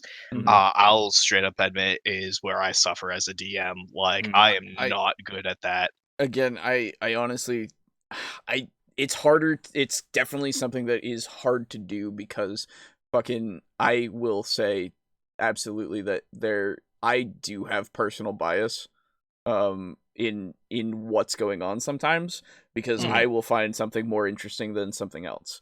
Yeah, same. And that's just how it is, unfortunately, because we're fucking human, right? Like, there's nothing we can do about that. We're playing a game to be entertained. It's only natural that when 4 things happen, one of them's going to be the most entertaining. Exactly. Yeah, fucking having a verbal fencing match with a fucking Ark Beholder is more interesting than someone going to buy rations. Exactly, right? It's just gonna happen. They're definitely... I don't know, man. That ration merchant's a pretty fun guy. It's true. It is true. You've not spoken to Boris Milky Eye yet, dude. There's definitely something to be said of like the situation. Again, all comes with experience. You'll find the situation of like this, if you have 4 things going at once, you can gloss over something and somebody will be like, yeah, okay, cool.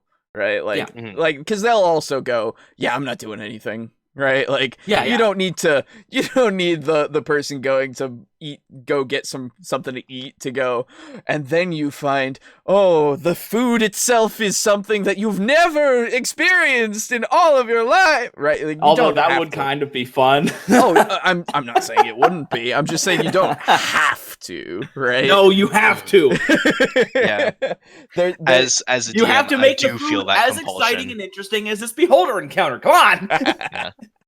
Like, one of the things that I always try to stress, at least in my campaign, Yeah. is the world needs to feel like it's living. Yes. Yes.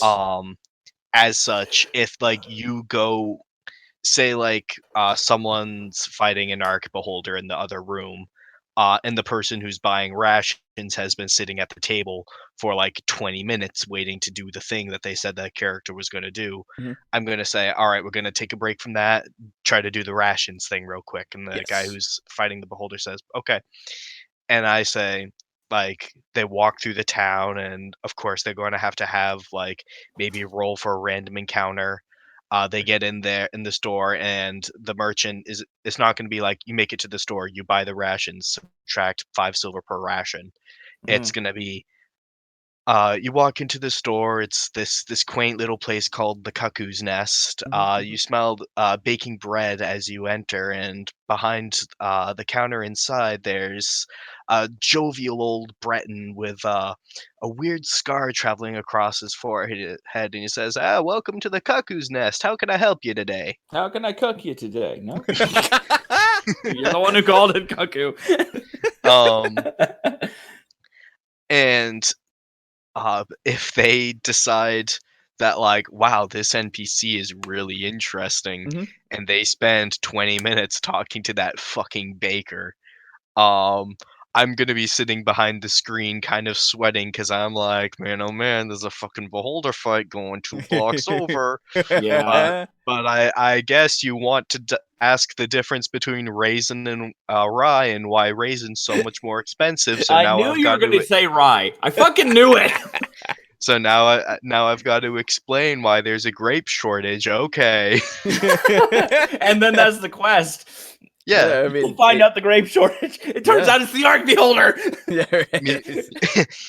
Meanwhile, they're sampling like cream cheese while I'm like, you've been at this for 35 minutes. Fuck off. no good cream cheese. But I'm like, back Well, to the beholder. at that point, yeah, right. Like at that point, you could probably get away with going like, oh, one of the beholders, like when they were in the other combat, they did like a disintegration ray or something, and they disintegrated part of a building Mhm. somewhere, and it started to collapse, and you hear some kind of like low rumble of what seems to be something is falling with some great weight Mhm. outside, and so then you No, could probably was that the cream cheese silo? no. But you could probably get it to How a point. will I eat my bagels? No. Yeah, right. With slightly less cream cheese. No. Damn you, And after I beholder! talked to the salmon fisherman this morning about buying some locks. No. But yes, there's definitely some trickery you can do into to get them to go. Yeah. If it's applicable, like you've Yeah. said, I also want the world to feel alive. So like if it's not if it doesn't make any fucking sense and you just go, you hear something, then like, all right. Mm. Like I get that you want me to get out of here, but that's railroading, my dude. Exactly. As long as it 'Cause makes it's sense, like logical sense, it's not Yeah. necessarily a railroad. It's more of a push in the general direction. But Yeah. then why is a beholder who naturally knows how his beams are going to fire and is pretty good at them, Yep. missing a shot and collapsing a building, Yep. wherein he knows that perhaps his continued survival in this town is making sure that he maintains a lack of discovery in his building. Yeah, Mm. exactly. Like I don't know the situation, of course, but at the same time, Beholders are fucking crazy. It's fine. well, They actually are this time. Yes, they are to a degree. Yes, but they're also incredibly intelligent. It's true. So, Yeah, no, I know. but yeah. So To like leave that's one group- No, go on. Oh, I was just gonna say real quickly, like, so that's one of those things where the player who's like there at the bakery and is currently sampling their finest wines hears that crash out in the distance, and he goes, sure is convenient that I heard that, isn't it, Aiden? And I'm like, Like, you know what? I think I'll stay here and peruse the selection a little bit more. Yeah. Thanks. Oh, is that salami I see? Hey, I mean, if that's the Oh. way they want to go for it. Oh, And well. the fucking shopkeeper's like, "What the hell was that?" It's like, I don't really care. Give me that salami, please. I don't know. Yeah. Is it affecting your shop right now? He's like, no. You're just like, well, then I guess you better sell me salami. How fucking weird that I still see that prosciutto on the wall there. Hmm. Is Yeah, the they- world Oh, closing oh, your what shop? is that? No, continue letting me buy from you. Oh, that rumble outside made a lot of these things that I hadn't noticed move a bit. Oh man, you got a lot of selection. Oh, what was that rumbling outside? It was my stomach. So about those bagels. Exactly. Like it's something you could do, but you gotta make it work, and you gotta know how your players are gonna react. Mhm. Now I really want to make like a fucking character who just wants to eat everything, doesn't give a shit about anything else. Just That's why he adventures is to go to different places where they have culinary practices. Yeah, a and he's got College the of Lore gourmand feat, bard. of course. He's a College of Lore bard who's constantly writing recipes in his book. yeah, dude. Yep. His bardic inspiration is he cooks you a wholesome meal. Hell yeah. And then Mm. he's got the gourmand feat. Mhm, They can mhm, eat the mhm. monsters and prep the monsters. Mhm. Yep. Oh man. Well, Anyway. I know my new character Boris Milky Eye. Group while you go to the next is not a science, it is an art. But I think the basic principle is you've given this group something to think about. What that is, it can be almost anything. It can be, for instance, what's available in the shop. For instance, if the players are going shopping and you say, this shop has any of this type of item in this type of price range, you've given them some information and you can go to the other group. And thereby you've left them to sit there and do some shopping on their own while you play with this other group. There is a kind of archetype of player, and I think everyone is guilty of this to one extent or another, but that is the I always want to be everywhere player. In other words, when they are off talking to the blacksmith about armor and they hear that the players who have gone to the library to do research are having some dramatic moment, the player at the blacksmith suddenly wants to be there. They want to find a way to be in both places at once. They don't want to miss anything. Yeah, I've been guilty Missing of that. things and Oh, yeah. giving some players the chance to have their own experience and have their own knowledge and then get to communicate it to the rest of the players is, to me, again, I've said this before, one of the most fun parts of role-playing. One of the things I've done to great So yeah, I've also been like it's less like I want to get there. It's more like, oh, I want to know about that, right? Yeah. Yeah. Because I understand there's no way for me to get there because I have no knowledge of this, right? Like my character's just like, I'm getting salmon, neat. Yeah. But then they're over there going like, oh fuck, I'm learning about so many things, and I'm over here going, I wish I knew that. Yeah. I'm buying a salmon. Next, off to the dairy farm. Exactly. Like I'm doing Meanwhile, all like this eldritch secrets about the forerunners that came before. Yeah. Are like and their ancient tomb and book of Yep. secrets, and Yep. you're like going to the dairy farm anxiously. That dairy farm is kind of far away. I hate this. How close am I to the dairy farm? About 1.5 miles. God damn it! And then that's when you get mugged on the way back. Yeah, exactly. It's just like, ah. Actually, no, you get mugged going and coming. By the same people. Yep, even though you killed them. Wait. They come up again as zombies. Just like, but no, don't take my milk. No. But yeah. Hey, you got some cream cheese? We stole the salmon off you earlier, you bitch. But yes, You definitely. going to the bakery next? Definitely. Look, man, just do our grocery shopping. If you're going, we need some eggs. Also, some water. We're a bit thirsty after those bagels. Yeah, if you could, God you could damn get it. us some more. Oh my god. Man, oh man, Mr. DM, sure would be a shame if I happened to be lost and showed up at the library for some reason. Exactly. But yes, definitely I do also advocate like the whole if they have their own thing going on, and then they could choose not to tell you about it.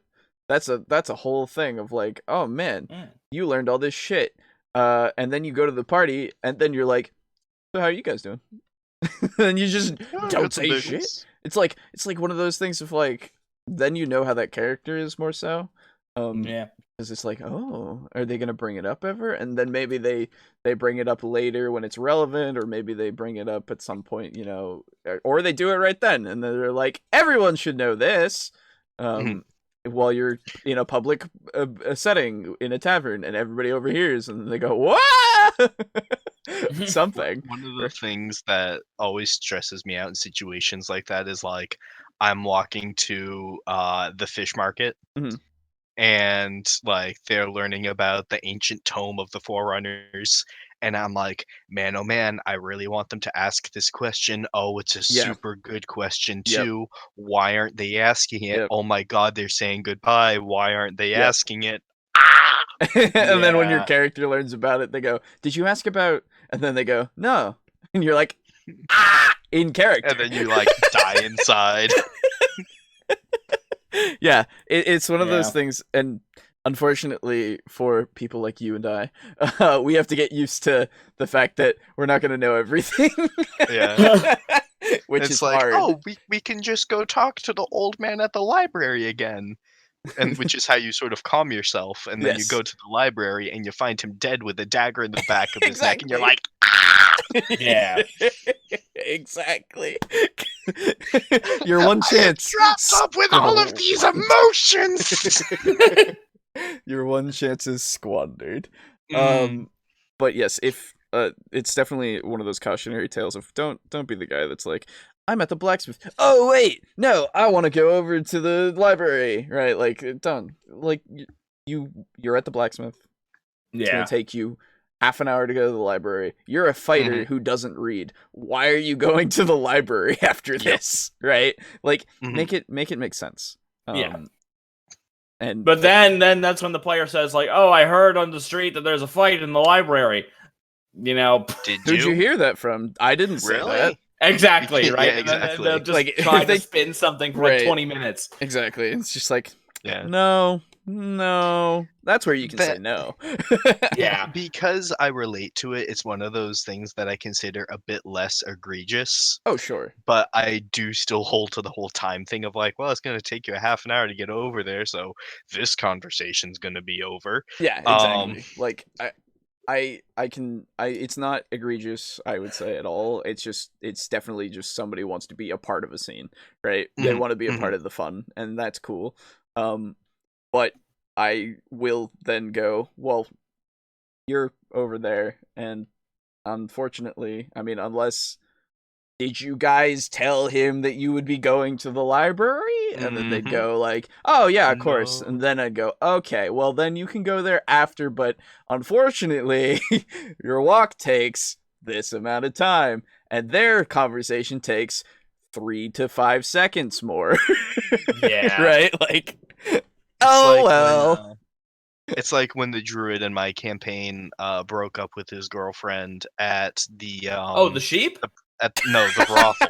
And got splashed with wine, and he's like, I'm going to go over to Fortune's Whimsy, which is the name of a magical item shop where daily I'll roll percentiles for each item that's in the shop, and that will represent its markup or markdown. And they've gotten some really good stuff for super cheap. And it's all based on luck. But he's like, I want to go over to Fortune's Whimsy where Torque is. And I'm like, if you had just said Fortune's Whimsy, this wouldn't have been a problem. But now I know it's specifically because it's where Torque is. And I'm like, you don't know where Torque is. And he's like, well, how do I find out? And I'm like, I don't know, dude. It's a big fucking city. Yeah, right? I was going to say. And then that's when he was like, okay, fine. I'm going to run down the street yelling Torque. And I'm like, I can see how that works out for you, bud. Yeah. Yeah, it's definitely it's definitely, the wording is definitely appropriate. Like, you have to then look at them and go, Well, with a big grin on your face. Yeah, You Yeah, don't right. know where you got they the are. little eyebrow twitch going on, and you're like, "Oh, do you now?" But of Little course, things as a DM. Yeah. it's definitely fun. But of course, if you don't want to be that way, I mean, sure, right? Like you're perfectly in your right. But it's a lot of fun. It is. Yep. Anyway, Yeah. Success is I've given the players a map of the town, and it doesn't have to be a real map. It's something you can just whip up on an 8.5 by 11 piece of paper that just has some of the shops, the libraries, the churches they can go to written on them, and then put this piece of paper on the table in front of the players and tell them, put your mini where your character is, because now that you've got even this abstract version of the town or the city, their mini can't be in two places at once. And that restricts the I want to be everywhere all the time impulse. Something to think about can also be giving them new information they didn't have before that's going to cause them to have a debate. Or you can ask the players some important question and then just say, you folks think about how you're going to answer that. Just saying, you folks think about how you're going to answer that will let them know this is an important question. How we answer is important. It'll give them something to talk about as you cut to the next group. Again, That's a this is fantastic idea. oh fuck. I am. Oh, what is this? Oh, Yeah, I clicked above play for a second. Sorry, I got it. We're good. I am totally going to implement that. Yeah, no, that's actually like if you really want them to think about something, then telling be them, like- not telling them outright that it's important, but just going like, yeah, think about that while I go over here. That's definitely a great way to just like actually get that in their heads.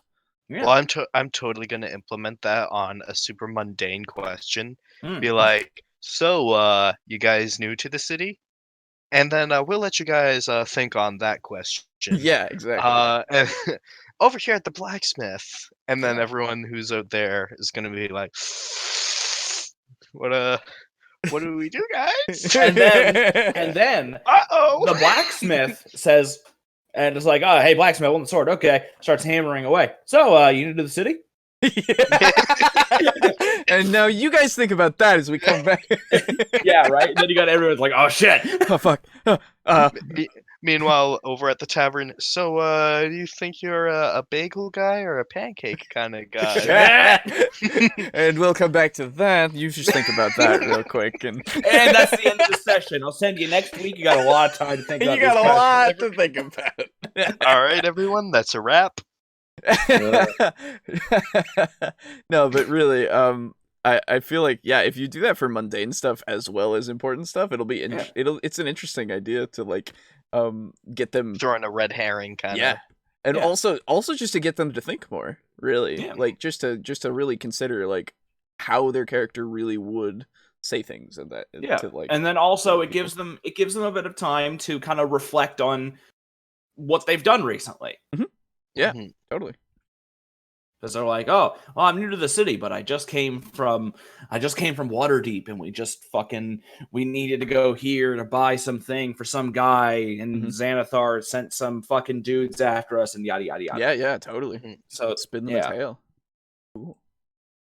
Again, this isn't a science. I can't lay it all out for you, but I have had great success running a large group of players all running through. You may get to see this in the new campaign coming up because it's almost all of it is going to take place in a giant city. And you may see me. Hey, screw that sounds up familiar. Because it's been a while since I've run D&D, but once that we're back in the swing of things, ideally you will get to see many times where we're cutting back and forth from one group to the other. That's one of So one thing I gotta note, of course, is he's thankfully got this as this whole video has been, this isn't a science, this is just something that I've noticed.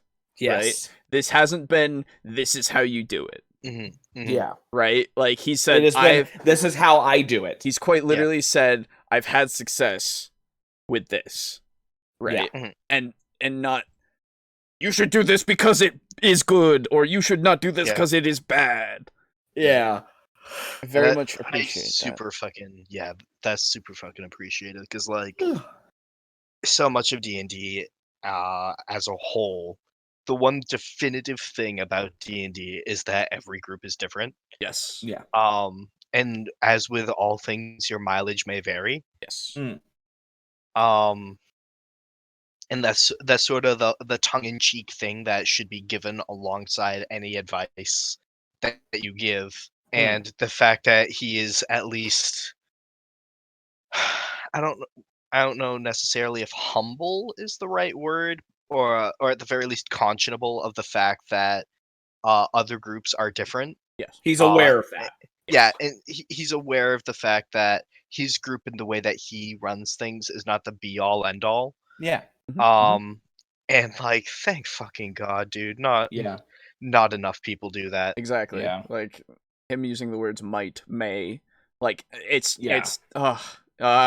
thank you. Yeah. Thank you. Yeah. Right. Thank you, Matt Colville. I don't know how I feel about it though, because I know that the way I do shit is always perfect. Oh yeah, Yes, that's true. well, I mean, that's because true. it's table talk. yeah. Yeah, What yeah, we yeah. do every time is just absolute. Yeah. Every time. I mean, I found absolutely no flaws with how I did that surprise round. None. Yes. Yeah. The Yeah. reasons I want to stream my game is because I want you folks to see things fail, because I think there's as much to learn from that as success, and ideally there will also be some successes. So give the players something to think about. Let them know this is your opportunity to think about how to answer this when you cut back and forth, and that will keep all the plates spinning. That will keep all the players engaged. Also, if something you can tell, you'll get a chance, you'll be able to read the room.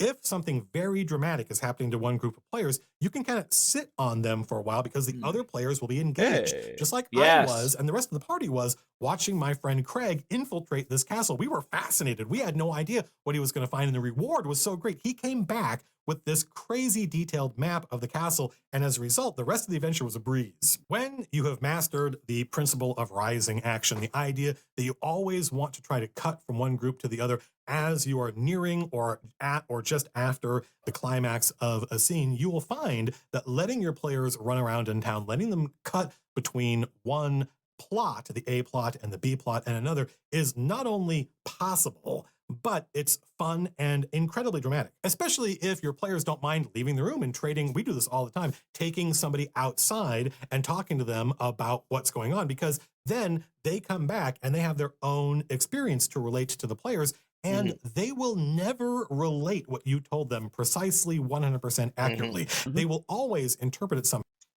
That's one of the things I do when someone's praying to their god. If they Oh, succeed, yeah.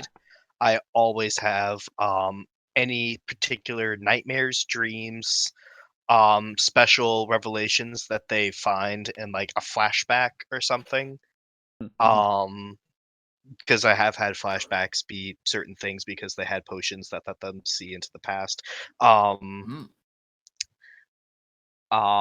I always make that be a unique thing so that when they're talking to the rest of the table about what happened, they're like, dude, it was weird, man. With the exception of like if it's just a very mundane prayer about Right, yeah.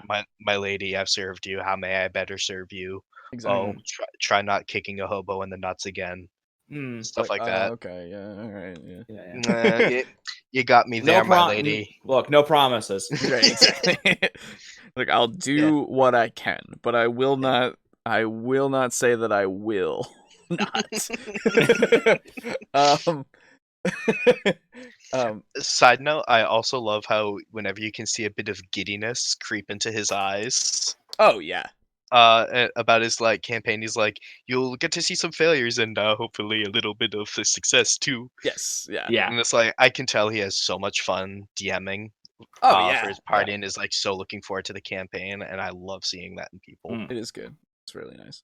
The one thing that I will say that I have contention with so far is the sine cosine thing. Yeah, Which that's pretty much it. Technically isn't mathematically incorrect because Yeah, you can well, have sine and sine plus 1. That's not. It's not even that, right? It's the use of every, like, you need that in every scene. I think. Yeah, no, because yeah, when you just don't have a dramatic climax every time your party splits. Right, so like, it's a lot of times that just won't be possible. I can understand, like, from what he's been saying, it's been more of like if somebody's in combat and somebody is doing a role play kind of thing. right? Like Yeah. that's two different things that are happening, and you can totally do that for those, absolutely. Or you could not, and I feel like you have the moments of where the party is just looking on and watching as this one person has their scene, right? Of like, you know, they're watching them talk to the lord or the king or whatever, and it's really dramatic, right? And they're all engaged. I feel like that is something that is definitely more so the case when you don't have it always having a sine and cosine, right? Yeah. But This Yeah. is just reminding me of that, like, I'm just imagining one PC fighting a dragon, Mhm. and then after he lands the final blow and he's like standing triumphant over his corpse, looking out over a mountain of treasure, it Mhm. just cuts to the other 4 party members out in the desert drinking iced tea like in JoJo. Like super fucking epic iced tea drinking. Fuck you, it was Coca-Cola. What? It was Coca-Cola. I could have sworn that in The in the scene sub with- it was iced tea. there's when they walk into the guy's shop and they order Cokes, they all order Cokes and drink them because they're bottled and as such are less likely to be poisoned. Oh, I'm thinking of a different scene then, because they were drinking iced tea out of cups that he poured from a glass pitcher. Oh no, there's a scene Yeah. where they walk into a guy's like shop all in sync as they walk. Nice. Joseph Don't actually no snaps- stop. Don't spoil it for me. I haven't seen it yet. Okay, I was gonna it's say, fucking it's great. Okay. all right, fucking weebs, I haven't yeah. joined you yet. God, I'll get there. You've had time. Yeah, me too. Dude, no, I haven't. You've Fuck had off. years to watch JoJo. No, I haven't. But anyway, But yeah, I would say belaying my whole earlier analogy for the point of comedic effect of beholders and bakers. Yeah. Mm-hmm. Which campaign side idea. note is my new one shot. yep, there we go. You're welcome. One of the things that I like to try to do is each scene, say you have 4 scenes, right? And Okay. each of those will have tension of varying amounts. Mhm. What I try to do, and I'm not great at it, but I try to take those different high tension scenes and treat them almost kind of like 4 musical notes that I can use to make a melody of like changing tension to play with like the player's emotions. Okay. Mhm. And of like, oh man, it's a really, really high scene, really high tension. Oh no, and then you switch to a lower tension, and they're like, okay, a bit worse, but still not as bad. And then, bam, 10 minutes of talking to a baker, and everyone's going, oh wait, what the fuck? It was just getting to the good part. Oh no, what the fuck's happening? The beam was coming towards my character, and then, bam, high action again. Oh yeah, Mhm. yeah. And that can be fun to do, but it requires a really masterful touch that I do not have. Yeah, it's definitely something that, like we've said, experience, right? Yes. You need to just Experience and knowledge of your players' mentalities and your room. Yes. absolutely. How in that interpretation can be really amazing to see. When is it okay to split the party? It's okay to split the party when everyone understands what's at stake and everyone is willing to pay the consequences for this action. When is it not okay to split the party? It's not okay to split the party when it's going to ruin people's fun. Again, I think talking to your players about this ahead of time, letting them know, listen, I don't really have the mental capacity or desire to run 2 different You're in groups. open communication with your For table? whatever reason, we're going to have to find a way for you What? folks to stick together. Or alternatively, letting the In players know, my listen, Dungeons and if you want to go Dragons. your separate ways for a little while, that's great. We can either do it here because you're in town and I can cut between different subplots, or if we're going to go explore the dungeon, we can literally get together at different times of the week. Like playing evil characters, I think 80 to 90% of this is just communication. It's laying the groundwork for your players, setting expectation, and developing language to talk about this stuff. Don't let people online tell you how to play. Don't let people online say, never split the party, and just accept that as an Cut accident. away. Getting into Shut it down, into shut it down. territory.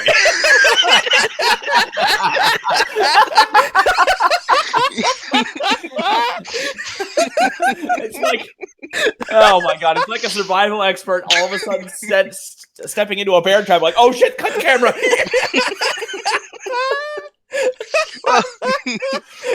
It's fucking perfect.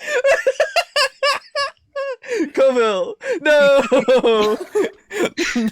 Why you do this? Now we have to stop the podcast. All right, fucking. We just lost the past 5 minutes. Roll it back. God damn it. No. Just edit that out in But no, post. but no, like that's precisely why we don't tell players Exactly. what to That do. is Except not no, we tell them to do one thing. read their player's handbook. Roll the player's handbook. Yeah. No, but And that's technically not playing the game. That's reading the rules. it's true. Yeah, no, absolutely. That like we're exempt from this in the sense that we make arguments against the people that do say how to play. Right? Yeah. Yes. Like yeah. quite We literally. literally mentioned earlier the fact that he was conscious of the fact that every table is different. Yes, Yeah, and exactly. So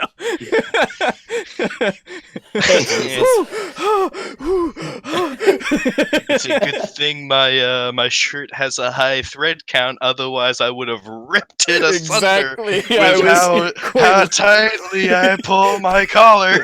and just That yee nearly became a yeet. Yeah. Oh man. It But, may like- be good oh, advice, depending yeah, on the yeah. No, I really didn't have a point. I was Okay. just gonna like try to transition back to Yeah, the video. no, it's Oh, just- okay. fine. We're good. circumstance, or you may be denying yourself some really amazing adventure opportunities. Like Mhm. the evil episode, I think the subject is too complex to cover in one video. So what we're going to do is we're going to go online live at 6 p.m. Pacific time, Wednesday night. Oh, okay. That's tomorrow night, I think, or it might be the night after tomorrow, depending on how good an editor Jerry is. I could have been a contender. Okay. I could have been At the end somebody. here, we got another And one. we're going to talk about this. Well, and that then we'll was the field third one, questions so about he did splitting get the party. 3. No, And that's maybe 4. talk about more instances. Oh, in was which that 4? happened. Okay. With these videos, with the live videos, there are sort of diminishing Okay, I returns think because this eventually what people is mostly Yeah, this is him just. just yeah, Talking about this next video. Okay, Mhm. cool. Yeah, Pretty good. Cover. Thank you. Pretty damn Thank you, good. Matt Colville. I've- Yeah. You guys should check him out. Yeah, I he- was off at first. I was off put by his hair and his beard. Oh, dude, nah, the hair drew me in. the hair is nice. The hair Yeah. Like I that. don't know. That man has some nice hair. Want to surf in the fucking? is excuse me. It is pillowy and luscious. Mm. Ugh. Um, I don't know. Maybe, It's maybe just some, not. maybe not. Yeah, something. I don't know. Something about his hair just rubs me the wrong way. But he's a good DM. yeah, no, it's a good Yeah, good fucking video. absolutely. Absolutely good video. You guys should check him out not only because he undoubtedly has great hair tips, but also because he has great D&D tips. Exactly. And yeah, you can find him Matthew Coville. That's very easy to just type in. It's right here. And Yeah. this was Let's Split the Party, running the game Well, number hey, 66. whoa! Wait Ah. a minute. It's easy to type in. Are you just assuming our viewers have fingers? That's true. I should really not assume that anyone has That's not fingers. very inclusive to people who lost their Yeah. hands working in mine factories. Mind Or cheating. Mine factory. Yeah, or cheating at D&D. They've had their hands cut That's off. true, How you're are they right. supposed to type That's with the what- stump? How Right. are they supposed to improve? How are they going to roll dice? You You're insensitive right. fuck. You're right. Absolutely. Oh, with their mouth? That's what I was gonna Then say. their dice actually. tray's going to get all sticky. Yeah, that's true. But yes, you can find him, and definitely like Yeah. he's got this whole series. In fact, this is number 66 of I don't even know. I've watched quite a few Running of his the things. game, it looks like. Yeah, Yeah, Um, running the game number 66. yeah, but I don't know what how many he's up to, if he's still doing this or not. But Yeah. legitimately, I've watched quite a few of his videos and not been disappointed. Mhm. So as far as I can remember, this is the first time viewing it in probably 2 years, I think.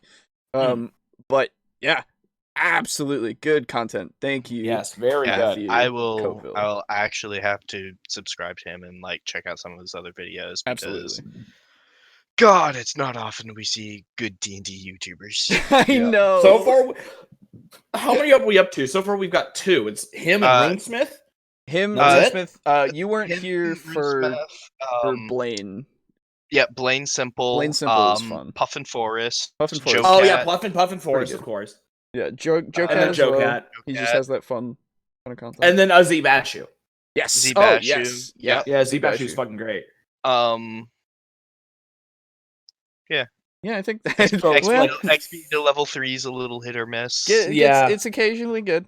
Yeah. Of course, Critical Role.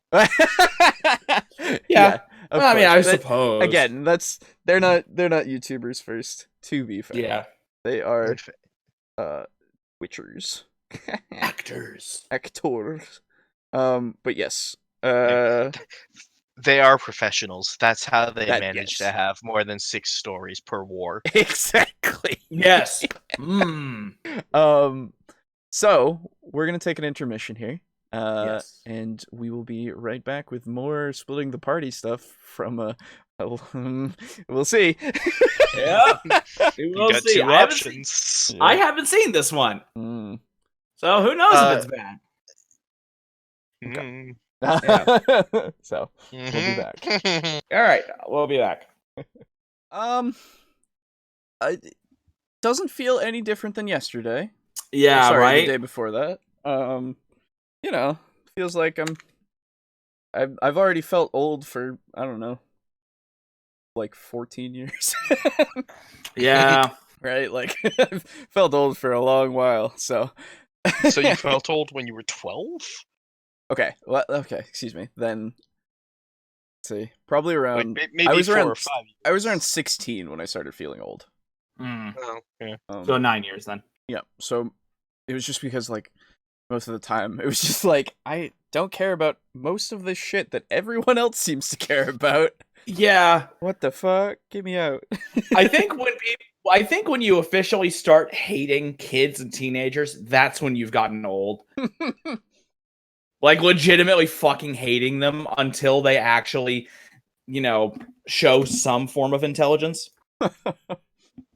Yeah, I am always a proponent of the theory that you are not a person until you're like 11 to 13 years old.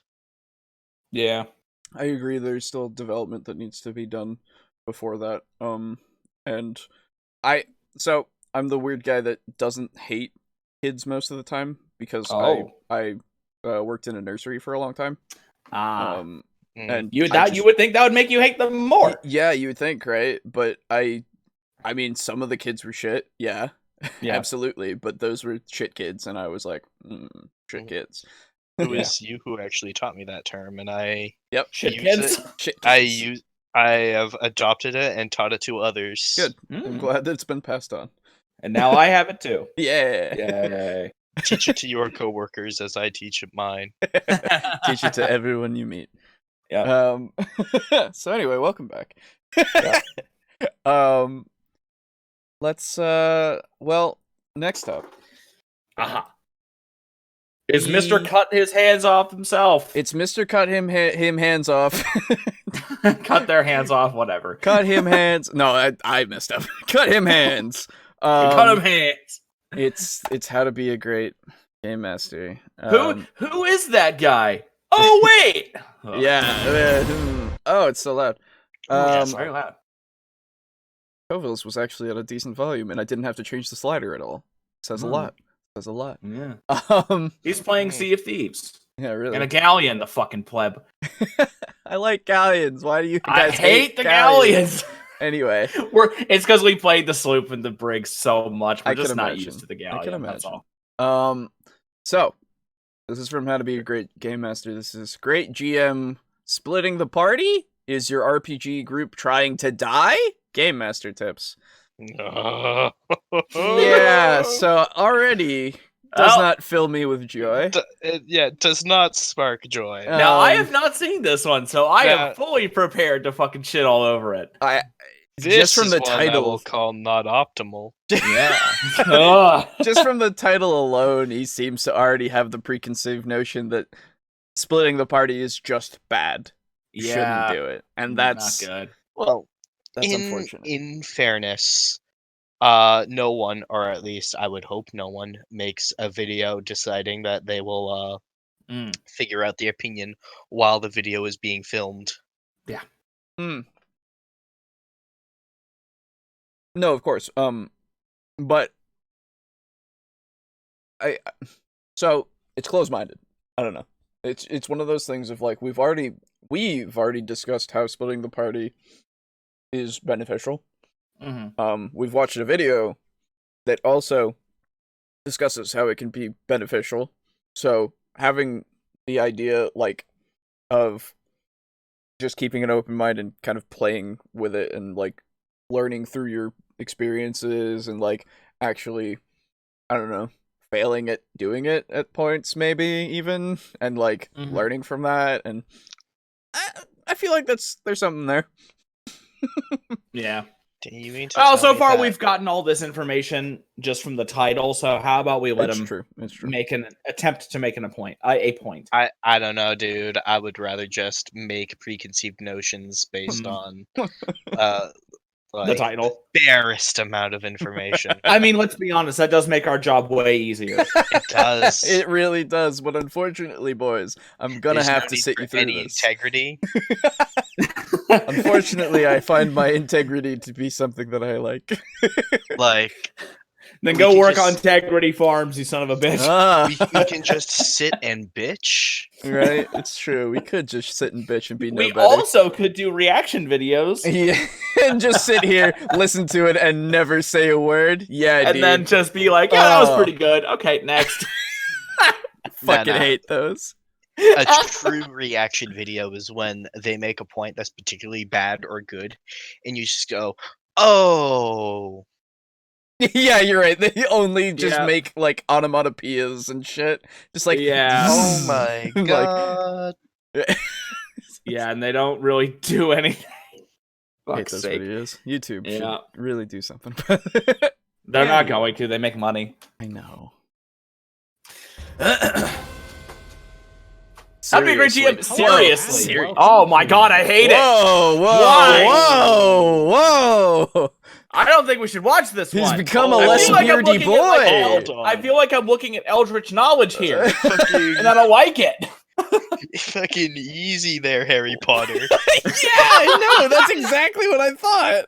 Fucking Harry up in here, man. He's grown and got a few fucking pounds on him, I see. Goodness. Fucking- Got some cosmetic surgery for that scar. Also, he apparently really likes to be a Frankenstein cosplayer. Like, look at that hair! Holy shit! It's true. I just know. Fuck's fucking sake. All right. could serve What dinner year on was this top of put that. out? I don't know. I'll check. Let's see. It was made in 2016. Okay. Huh? The Wait, version- whoa, wait a minute. Wait. If you go to this video, the thumbnail has him with his beard. I know, yeah. What the fuck?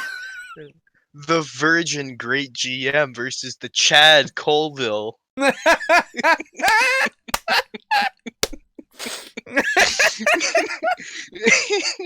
I'm sorry. I'm sorry. No, I know. We're being. Just, if we're in the process of comparing hair, like I know. Yeah, you're right.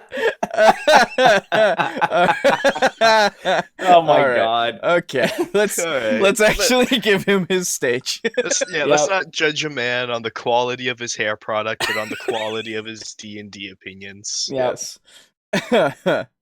And welcome to yet another episode of How to Be a Great GM. Today we are answering a question that several of you have sent through. And that question is, what to do when the party splits up? Now, this is going to happen. This is something that you need to realize as a game master. The party is invariably going to split up. And the most important thing to remember about the party splitting up is don't panic. Yes, you've now got 2 or 3 or possibly 4 separate groups running around in your world doing different things.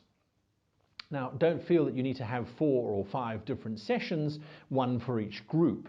This is not necessary, and you're missing a great opportunity to prove just how great you are as a game master. So let's look Already at what to differing do from when the Chad Colville's approach. Yeah. But honestly, it's not bad so far. Yeah, no, It's so far very I agree. it feels weird saying that, Well, don't forget, I did mention that his rants are where he goes batshit. It's true. Usually. You have, yes. You're right. Yeah. Yeah, So a he's- lot of his he's- writing and story stuff is actually pretty good. It's just his top 10, top 5 lists are kind of.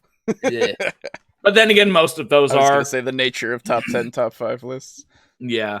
Yeah, I mean, he is also only a minute into a 14-minute video, It's so true. It's true. Yeah, He has time. He has time for the crazy to manifest. We'll see. Yeah. What you need to do fundamentally is think about your session more as a series of little cutaways. You've got to bounce from one party to the other party, back and back and back. Try and give them equal time. Let them go through several actions or engagements, but no more than 10 minutes per side. That's absolutely important. Whoa. Something to bear Depends. in mind. Yeah, I was gonna say that's a Yeah. it's a big it depends kind of thing. Yeah, I think 10 minutes as a rule of thumb is generally pretty fair. Yeah. But if you have like a high, it's back to beholders and bakers. Yeah. Is that going to be a thing now? It's going to be, at least for me. Okay. I like it. It's got that really powerful alliteration. Mm-hmm. Much a fan. But like, if you're trying to maintain tension or pay due attention to where like really cool things are happening, I would definitely err more on the side of give the spotlight to that. Yeah. If someone is like negotiating with the Elf King for the lives of himself and his party, like a party member, and someone else is off buying caltrops, like go for the caltrops. I was gonna say, yeah. Clearly, you look at the caltrops and focus on that for at least most of the session. What percentage iron are they in the steel, or are they just iron? Like, because man, just iron. No, I'm paying top dollar for this shit. They need to be fucking steel. Do you have any like rusty ones? I'd like to give my pursuers tetanus if possible. Yeah, exactly. Before we continue looking at how you're going to use your group, is to remind the players about their contract with you, the Game Master. You are one person. They are 4 or 5 or 6 people sitting around a table. There is an agreement that exists, and if they don't know about it, point them to my video, How to Be a Great Player, where in this week we're looking at the exact same problem of what to do when the party you're part of splits up.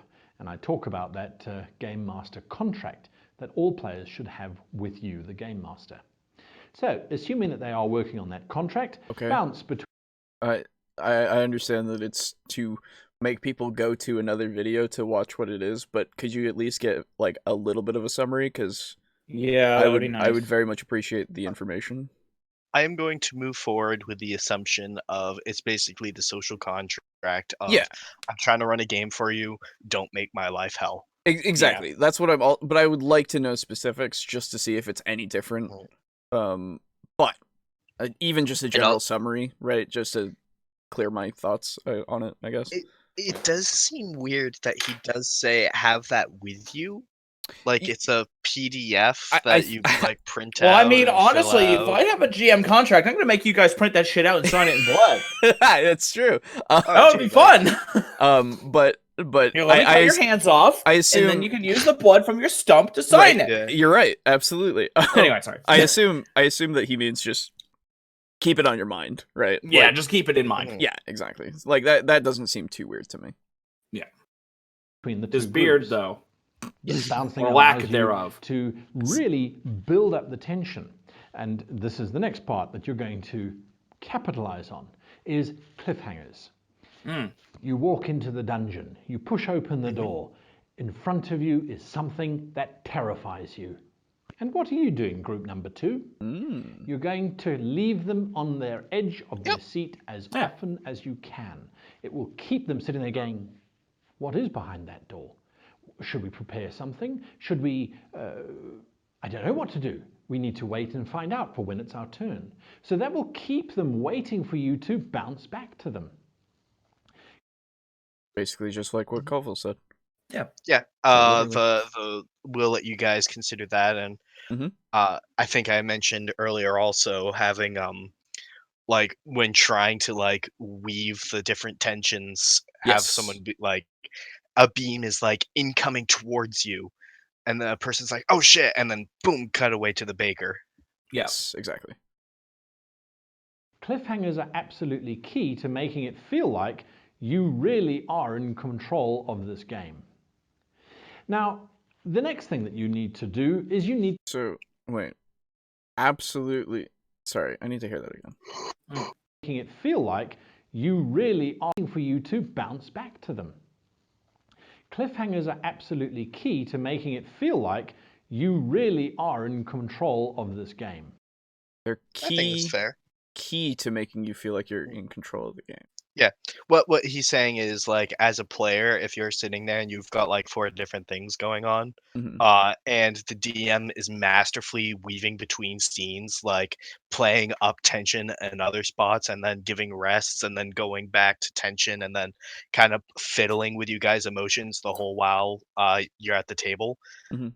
Will result in the entirety of the table feeling really engaged and like, man, dude, he handled us splitting the party really fucking well because he made it memorable for everyone. Okay. Okay. I see. All right. Yeah, I agree. Now, the next thing that you need to do is you need to completely ignore time within the game. It becomes very difficult for you to go, well, you guys have been climbing up a cliff and you guys have been sitting in a bar, you've had one conversation with an NPC, so you're 5 foot above the ground. You've had a second conversation with an NPC, you're now 8 foot above the ground. Oh, no, okay. that's absolutely ridiculous. You have a conversation with the NPC which only takes you 5 minutes, but in your side of the world, in your situation, wherever your action is taking place, you've had an entire half day. Obviously, cycles are important. If they're at night, then the other guys should be at night. If they're during the day, the time should be malleable enough that things stay roughly in sequence, but that you're not restricted to this slow time happening versus that fast time. So ignore time in your game. Okay, so I disagree. I was gonna also personally disagree. Yeah. Yeah. Go ahead, Alejo. So my players are very much timekeepers. They want to know like how long something takes in order to be able to make it make sense of where they are and what things are happening, right? Order of operations is very important. And so I use that to say, okay, so you guys are having this conversation over here, and I use that as the basis of, okay, it takes you this long to do this conversation. We cut back to these guys. However long that takes is how long that conversation was, maybe, depending on, right? Like, it really matters how long it takes, because by that time, they might not even have left too far out of town, right? Yeah. Because otherwise, like, if you have them make a conversation for 10 minutes and the town is like an hour to walk, right? And they're just walking out of town, you're gonna cut to them when, like, they're still 10 minutes into that walk, right? Yeah. And then the other characters are, I assume, running to catch up, maybe, or are trying to figure out where they are, or something. But there is a specific reason why you need to keep track of this time in order to make sure that you know where everyone is at a certain point. Yeah, for me, it's for very similar reasons. Is if everyone is shopping, and say you have 4 people shopping at once, you can very easily have someone say, okay, well, I went to the Fighters Guild, next I want to go to Fortune's Whimsy, and then Arcadia's Cauldron. And then you're like, okay. And then the first person who went to Arcadia's Cauldron, as their first stop, You go through the person at the Fighters Guild, and then Fortune's Whimsy, and then Arcadia's Cauldron, Mhm. and then now you have to worry about, well, the person who went to Arcadia's Cauldron first, how long did they spend there? Did they spend long enough there in order to make up for them being the other person's third stop? Yeah, exactly. You also run into issues such as when I had the spell sword in the prison of that secret lab. Immediately, what the party decided to do was to infiltrate that lab and make their way as quickly and carefully as possible to find where that dungeon was in order to try to do a prison break. Sure. Immediately, the spell sword decided to try to lockpick his door. That didn't work out for him. And then he tried convincing the guard to let him out. And the guard was like, "Yeah, whatever. I'm gonna go check on that. I'll be back." And then that like ate up 15 minutes, and I was Mhm. like, "Okay, well, they've spent a half an hour making their way to you. What are you going to do? Are you going to accidentally run into them and stuff like that?" And Yeah. that's one of the things where time-wise, you absolutely do have to be very on top of things. Yeah. Because otherwise you will have weird time loops or inconsistencies in the Yes. timeline, Exactly. which really breaks immersion, Yeah. Totally. as Absolutely. well as tension. Absolutely. I- Go on. Go on. I do think that there are some like the only one I can think of off the top of my head is the one that he mentioned. There are some times where ignoring time and space, or at least trying to put it aside, can be helpful, and Yes. it really is pretty much that thing that he mentioned, where one character is having a conversation in an inn, Yes. and another player is climbing a So, cliff that's going to take them all day. So I that actually it would be really weird to have to run that. But anyway, sorry, don't mean to and interrupt yes, that. I actually had a point for that as well. I don't think anyone would do that. Yeah, It's true. like quite literally, I don't think anyone would go, "You're having a conversation, now I'm gonna cut to you guys, you're still walking, now I'm gonna cut back to you, you're still having the conversation." Yeah. Right? Like that's just so much You nothing. let them have the conversation, and then you cut to the other group, and they say, "Okay, you've Exactly. arrived." Exactly. Yeah, right? Like, exactly. the other thing that I want to say is that yes, ignoring time and space in certain instances is fine. Like I will, for the sake of brevity, like go, okay, so you guys had this conversation, and yeah, okay, so you guys meet up around here, right? Like you meet up here, right? You don't have to worry about it too much if it doesn't matter as much. And then if it really does matter to the players, and they may ask, "What time is it now?" Yes. And then you just give them a time, and then it's like, okay, Exactly. it's as simple as that. It again depends on your party. Because like I've said, my players are super into keeping time and making sure that everything kind of lines up. So I've become more used to having to think about exactly the time that it would take to do things. Because I have to. But that's fine because that's what my players need. But in most other cases, I'll go, and so you guys should arrive around the same time, and yeah.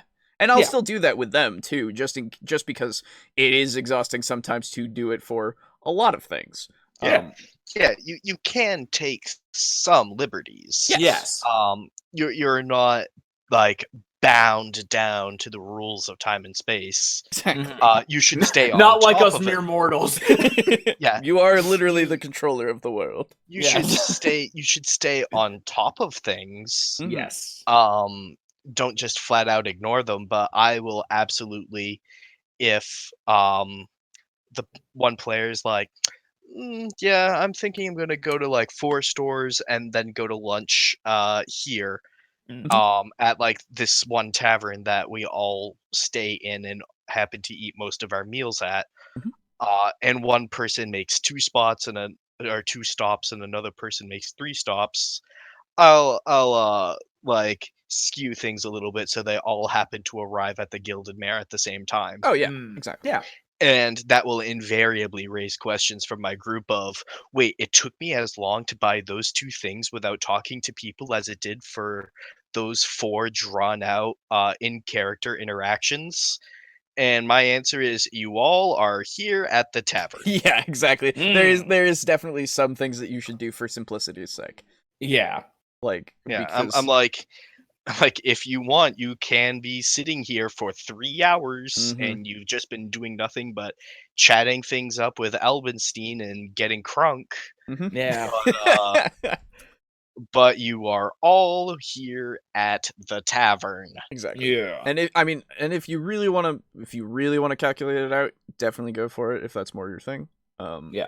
But Yeah, if every you want table to, is different. if you want to make it a little easier on yourself, definitely just have some things for simplicity's sake, just so that you can and honestly, speed things along. One thing that you can do again to alleviate this is again just tell your players like, hey, if things are getting all kind of wonky time wise and place wise, I might just like conveniently get all of you guys together in the same place just to realign things, you know. Yeah, time is convoluted in my world. Yes. But yeah, no, if you want to play, filthy casual D&D, feel free to follow How to Be a Great GM's advice here. But if you want to play big boy D&D, big boy or big brain? Yeah. It's fucking galaxy brain shit. If you want to play Chad D&D with Matt Colville, Matt Mercer, and the boys, wherein we are the boys. Sorry, I can't. It even broke your facade as soon as you got there. I'm happy. Yeah, no, like your mileage may vary. Do what's best for your table, but I would definitely take this particular rule with a grain of salt. Absolutely. Yeah. When you are in a non-combat type of situation, just bounce around. It doesn't matter about time. When you're in a combat situation, though, this is where you change things. And now, suddenly, everybody's in some kind of rolling situation. This requires you to orchestrate things a little bit and to be aware of what's coming up. But as soon as Party A enters into combat, Party B, if there is no combat available, should enter into some kind of skill challenge or some kind of situation that requires them. No. All right. So I can see the thought behind it because you don't want people to feel left out. They should, because everybody likes rolling dice. It's fun. Sure. Yeah. Clicky clacky math rocks in hand. Yes. Yeah. And you don't want people to feel like they're left out, but you don't really have to do that. Again, we've already gone over how if one group is watching an epic battle and they don't mind just watching, there's no reason to try to force that. And the other thing that I would say is that you don't have to enforce skill checks in whatever situation they're in just because somebody else is in combat. Yeah. I feel like there are certain situations where if you're in a social encounter, you can just talk, right? Or you could have them do things that are very easy for them to do. Like I'm not gonna make you roll to climb up a ladder, right? Like if they're trying to infiltrate wherever it is the other people are, sure, okay, then we can start doing some skill checks and stuff in order to get you there. But it's gonna take you a while, and you probably aren't gonna get there during the combat. But you're making your way there, and it's definitely something that you are trying to do. But something like, I don't know, it just depends on where they are too. Like if they're in the middle of town and you're suddenly like, all right, you guys are gonna do a skills contest of trying to help this guy with his wagon so that he can get down into the market faster. It's like, everybody why? roll me use magic device. Right, exactly. Fucking roll me a lot of strength, a lot of dex, just roll me things. Just roll me what you think would be applicable, dude. Just do it. Roll. Roll. Also, that totally invites the player to go, I don't give a fuck about this guy. Yeah. Exactly. Why are you telling me what I do? Exactly. Like it's really strange to enforce that. Not sure about that. Not sure about I would that, Chief. advise taking this with a half a grain of salt. to Find make the rolls. ground. Because what this allows you to do is say, everybody, I need to know your initiative, your reaction modifier, your turn sequence number. Even though they're in separate parties or in multiple different parties, you still categorize them according to their role of action or however your game system works, and you work through it. So that's bouncing. You strike at the villain. You start climbing up that rope towards the ceiling in a completely different part of the city, and you engage the starship engines to take you towards the planet. Make a roll, make a roll, make a roll. Do I need to make a roll to flip a switch? Yeah, I was gonna Well, say, like, if you're are a you? shitty starship pilot, I maybe. was gonna say, are you unfamiliar with this starship? Why are you trying to do this? What's the context here? Like, Well, he's trying to get to the planet. You just said. yeah, I know, but like, I know. what? I am whose starship all is for this? I am all for doing like initiative based encounters that would not be typically initiative based. Like Oh yeah, that's cool. if you have a wagon fall into a swamp and you're like, all right guys, the wagon is falling into the swamp. Everyone make me initiative. When it's the wagon's turn on initiative, it sinks 6 inches deeper. Exactly, yeah. You have Ooh. some kind of ticking clock that you can ascribe it to. Absolutely, that's super cool in a lot of situations. Yeah. But I I don't know about this whole like rolling initiative or whatever you're doing and then going between and bouncing between in the combat kind of sense, right? Like, because it's weird when you go, okay, so you guys are in the keep and you're fighting off this vampire, right? And so you do your strike, you do your turn, and then we go over to George, and George is over here just like hanging out. Yeah, he's just kind of like trying to, I don't know, get some pickles. Roll. Dude, roll this fucking pickle merchant's giving him lip. Yeah, roll diplomacy, I guess. No. Roll brining. yeah, roll brining so that you can pickle it. Crap brining. But then you jump back and it's like, okay, now you take your turn to fight the vampire. I'm like over here going, well, why not just have them fight the vampire, and then when you get to a point of like, then you then you go back to the pickle guy and he's like, I really like pickles.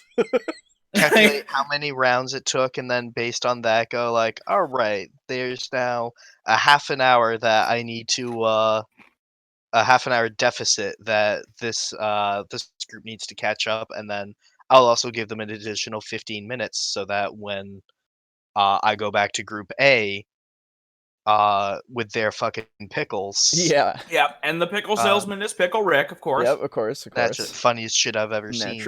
Yep. God damn it. It was funny the first time, and then it stopped. Then it just... Dude, yeah. Last night my friend sent me one of the voice actor for Master Chief. Mm-hmm. And I'm like, this is fantastic. I just, again, this point seems interesting and definitely... Yeah, these last two. Yeah, I understand the idea behind it. Yes. Again, they're both the same idea, but yes.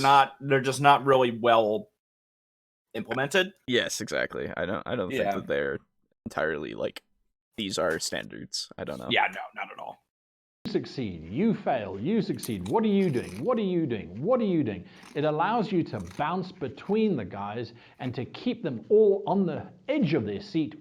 Cannot wait to see what happens. It also means that you don't have people sitting there going, oh look, they're on roll 422 of this combat in which I'm not participating. That's why you fucking cut away from the combat, my guy. Yeah, so that's what, whatever they're doing, you go and you say, okay, what are you doing? And then we go with what they're doing for a while, and then they come back and they go. Like, what is this false dichotomy of everyone rolls or no one rolls? Exactly. I don't understand why you would think that, like, some people don't want to just watch. Yeah. Great GM, you were starting off so well. You were. I was very happy with what you were doing, but now I'm questioning your. You set a new record. I made it like 4.5 minutes in before I started disagreeing. Yeah, exactly. But like, quite literally, I know I do enjoy every now and again just sitting there. Sitting there and watching. Yeah. It's kind of like a stress reliever as well as just it's fun. to just watch what other people do and just like kind of be the viewer of the narrative. Very interesting. It is not the case that the only time I have fun playing D&D is when I'm making a roll. Exactly. It's such a strange thing. I understand wanting to keep people engaged, but that also, you can do engagement different ways. There are many levels of engagement, I suppose. I fucking loved it when you guys, I was a DM, obviously. But I wasn't making any rolls. Yeah. I fucking loved it when you guys were in that fucking marketplace buying your fucking meat skewers and all the weird shit that was going on. Yeah. Yeah. The failed fucking distraction. Yeah. Hey, it worked. It worked. It worked, but I got the food burned. Yeah, and then we got more food. Yeah, exactly. I can say as a DM again, I fucking loved it when my players started designing a tavern. That was so fucking fun to just watch. That was, and they drew it out. They were discussing like where things would be placed, how things would be run. Like it was interesting, and like I can understand when people are like, "Oh, I want to be a part of that." Sure, absolutely, but I would assume that you could also provide a interesting kind of situation with somebody else who was not a part of that, I suppose. Or something that you can have a situation where that character's like, oh man, I want to be a part of this. Okay, go ahead and go talk to this guy who provides lumber to the town and see if you can get a good deal on lumber. Right, exactly. You can find a way to involve people if they really, really need to be involved. But the other thing is you have to make it make sense, right? Like if the character themselves were going to do something that they were going to do by themselves, then like have them have an interesting kind of interaction with somebody, you know? Like have it be memorable so that they feel like they were also doing something, if not equal, at least somewhat near equally interesting to them, right? Yeah, I don't know. And then here's the thing: if you can't manage that, if your player's mature and realizes that it's not everything is going to be as interesting, A might not be as interesting as B. If they're mature enough to understand that, then it's just going to be a thing. Yeah, and they're going to be fine with it, I would hope. Yeah. Yay, you succeeded. Are you dead yet? Can it be my turn now? No, you don't want to do that. You want to keep everybody doing similar stuff. If they're talking, they should be doing non-combat stuff. If they're in combat, they should be in role-based stuff, whether it's combat, if applicable, or a skill check. Like I said, you've got to come up with ways to keep them all rolling so that everyone gets that sense that, yes, we're separated, yes, we're apart, but we're all sitting around a table and we're all rolling dice to try and succeed.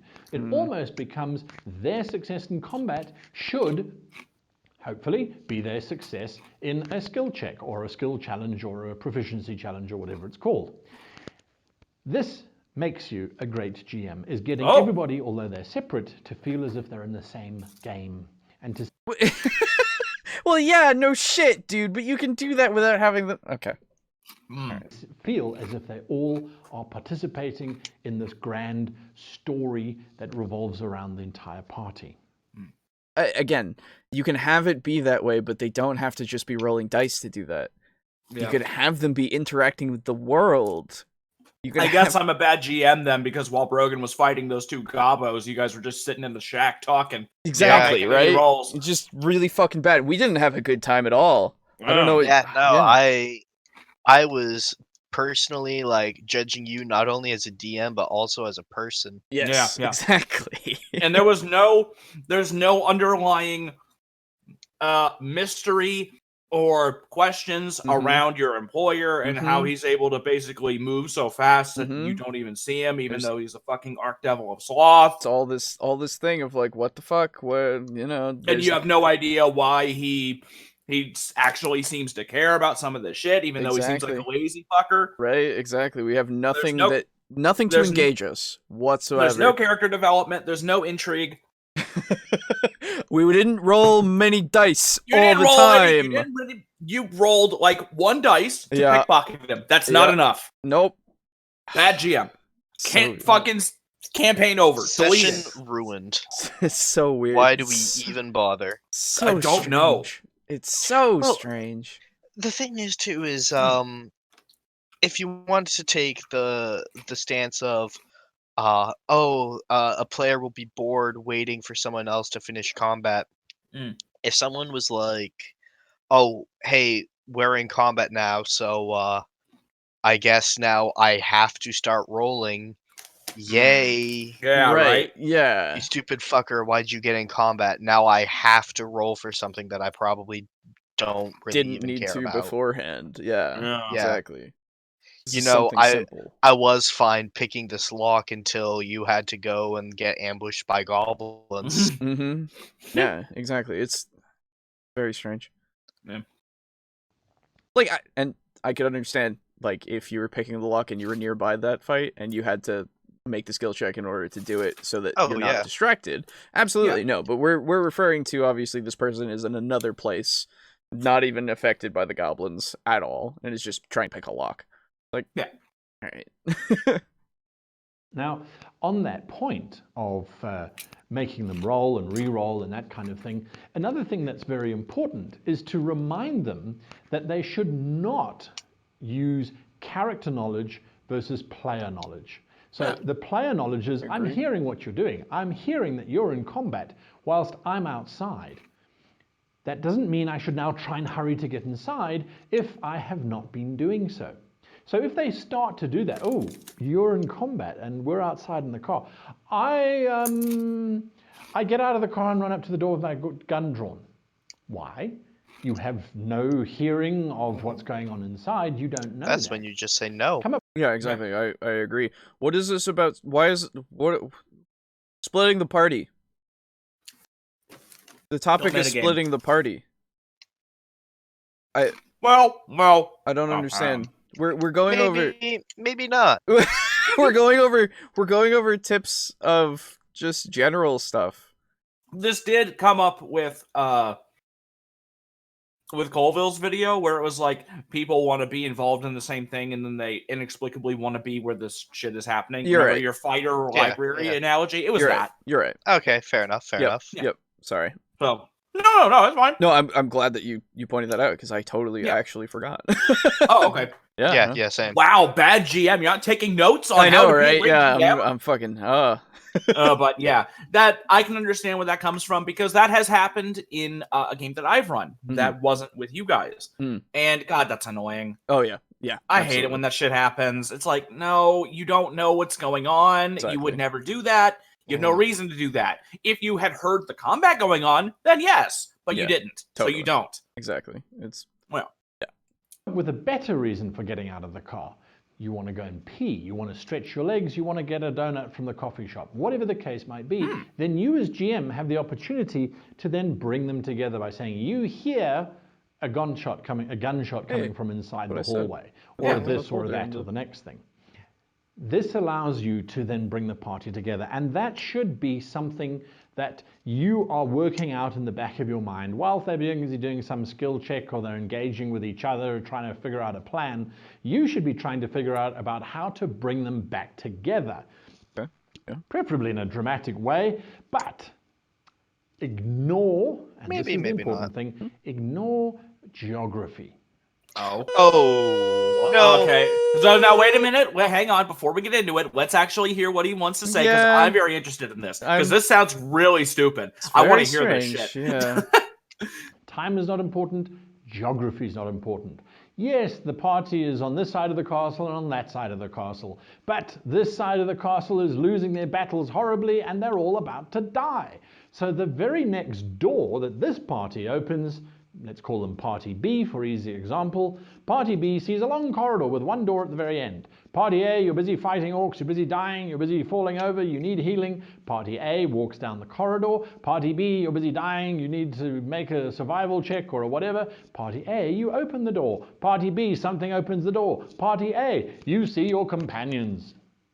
You're split. Okay, so first off, right. Yeah. I understand if the castle is structured that way, sure. Yeah. But the castle has to be structured that way. One. Yeah. Two. You're doing the thing that is very, very annoying and time consuming of you split between every second. Yeah, round, don't do that. round. Like that can have its purpose. it can. Yeah. Absolutely, it can. Absolutely. But like high stakes environments, like yes, I agree. But I would also say that it is possible for you to simplify it somewhat. In the sense of how far is the corridor? How many rounds would it take for them to run to the other side? Right? Mm-hmm. You can calculate that beforehand by just looking at speed. And then go, okay, would you guys, in this instance, would you be just running for it? Would you just be dashing? Right? Mm-hmm. You go 60 feet. The rogue also uses his bonus action to dash, making him go 90 feet. Okay, so he's going to get there first. So once we get to 2 more rounds of combat, then the rogue will open the door. Right? You can simplify it by saying, hey, what are you guys doing to get to the door faster if you can? If not, then it's going to take you this long to get there. And then you can do the combats round by round until they open the door, or the group A, as he's put it, opens the door itself instead. And then they can see group B over there, and then you start worrying about that kind of splitting between everybody. Mm-hmm. I feel like that's a easier way to do it, in the sense of just making it so that you don't have to worry about interior, exterior, exterior, you know? Because that just feels too jumpy to me. But then again, I'm not in this situation, and it might not feel it in that case. I'm just an outsider looking in. Mm-hmm. So, I don't know. Yeah, I agree. Okay. No, I agree. Okay. All right. No. Okay. Now, going each round would be ridiculous. I would so lose my train of thought. Yeah. I exactly. also think he's intentionally being a bit hyperbolic. I hope so, because man, oh man, I don't think anyone would do that. Yeah. If you get a player who says, excuse me, I know that the castle's actually 5 miles long, and we were on the one side and they were on the other side, and it should take us about 42 turns to get from point A to point B, and so we shouldn't be there until they've all died. Really, you shouldn't be there until they've all died. Yes, you're quite right. The party dies. What a pity. And they have you to thank for it. Wow. Immediately fucking blaming. I really appreciate that. Wow. Wow. Okay. All right. So, first off, thank you, player, for noting that and keeping track of the fact that this castle is that big. Thank you for paying attention to my world. I really appreciate that. I'm actually somewhat on How to Be a Great GM side about this. Yeah, because here's the thing. I am to a degree, I suppose. Yeah, because here's the thing. Like, they're dying, they need fucking help, and then if a rules lawyer killed you because of a rules lawyer thing, you would be fucking pissed. That's fair enough. That's fair enough, yes. I would be upset by that, but I also, again, if I put them in that kind of situation, I would be upset at myself. Because, like, if I've made it so that there is no way to get to them, then this challenge should be enough for them to succeed on their own. It's true, yes. Like, and if they're not succeeding on their own, well, that's unfortunate. That's just how the dice went that day. Yeah. They can try to figure out a different way to make it work, right? But other than that, like, there's not too much they can do. Yeah. In which case, my response to that is, your mileage may vary. You may have designed that encounter so that there is the full party, and they chose to be on the other side. There is also that aspect, yes. But I think in a situation like this, where someone says, like, excuse me, the castle is 5 miles long. I know that the castle is 5 miles long. Mm-hmm. The people in trouble also likely know that the castle is 5 miles long. Yes. But in a scenario where, oh, look at that, there happens to be the party, it's one of those things where it's the first lesson of D&D that Miles taught both of us, Alejo, which is, if something if the DM is making a mistake in favor of the party, you shut up. That's true. There is that as well. I would say there's a certain degree. Yeah. And in a situation where like 10, 15 minutes ago, the DM was like, yeah, this castle's 5 miles long. And oh wow, look at that. You guys are on the other end of the 5-mile castle during the siege where they're attacking the front gate, huh? Interesting. Like, it's one of those things where the DM clearly knows and he may be cutting the players a break. Yeah, again, I guess context matters a lot more in this instance because I was too quick to judge based on this. But at the same time, I would say that the forethought of if you're going to have this encounter, you should at least have some way for them to all be there. Yeah, I suppose. I mean, is honestly, something you should do. if I made a castle that was like, if I intentionally made a castle that was 5 miles long and we had fires on both sides, I'd have fucking minecart tracks. Yeah, it's like, a big fucking like castle. legit, like fucking Minecraft, where you fucking get in a minecart or a car or something, you hit a button and vroom, and you're fucking off to the other end of the castle. That'd be fucking awesome. That'd be pretty cool. Yeah. Yeah. The Rangers firing off arrows on the ride. Like... You're not hitting anybody.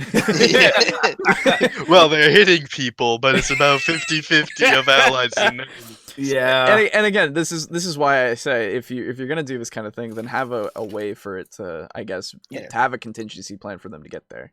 Have there maybe happen to be a few extra friendly NPCs? Yeah, exactly. Or do what I do and say, well, there's 20 ally NPCs and you don't know this, but there's 5 ogres and 30 enemy NPCs on the other side. So, yikes. Looks like today's a bad day for the barbarian. Yeah, it's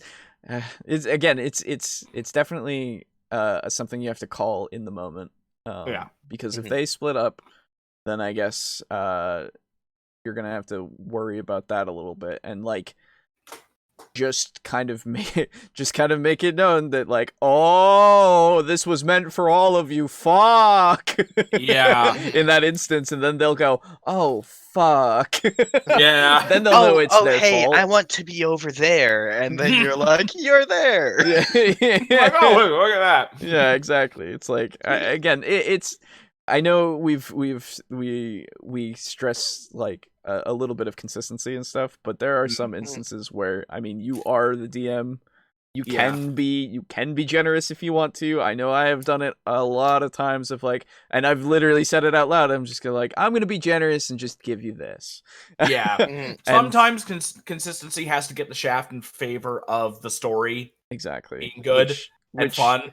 Which is not great for writing purposes, but in D&D the game itself isn't a strictly you are trying to have people have fun. Exactly. It is more of a fun kind of experience than it is a consistent kind of experience. And not to say that those are mutually exclusive. Yeah. Yes. You can have the consistency and the fun, and I would hope that you would have the consistency and more so to promote the fun. And use it as a tool to promote the fun, and try to avoid those kinds of plot holes. Or if you want to create a plot hole, then you could maybe explain it later on. I don't know, but somehow, like, just you got to take some liberties in some cases. But try to have both, but if you can't have both, stick with the fun. Yes, because it is ultimately a game. Yes. So yeah. Well done. Thank you. That's how you handle people who try and stuff around with you trying to tell a good story. There should be no leniency for people who are trying to use some kind of physics or geography in a role-playing game. Oh, wow, okay, wait a minute. Whoa, Wow, okay. Continue, wait a minute, sorry. hang on again. I think I missed that point. Yeah, no, I'm pulling it back. Okay. And they have you to thank for it. Yeah. Well done. I'll let him make the full point too. Yeah. That's how you handle people who try and stuff around with you trying to tell a good story. There should be no leniency for people who are trying to use some kind of physics or geography in a role-playing game based on imagination where you have fire-breathing dragons or starships that travel faster than the speed of light or zombies. Okay, so again, I think he's trying to go for the distance travel thing. I hope. This is much I more of hope. a broad statement. Yeah, though. this is too broad. This is way too broad. He is absolutely saying call out your players who are trying to maintain consistency.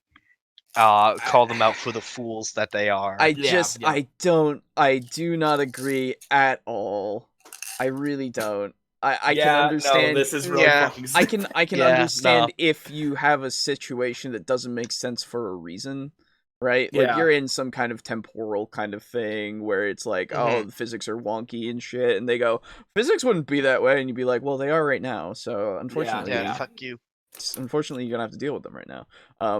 But like overall, if you're saying just because you're playing in your imagination that physics don't matter, that's so fucking weird. Yeah. What are you talking about?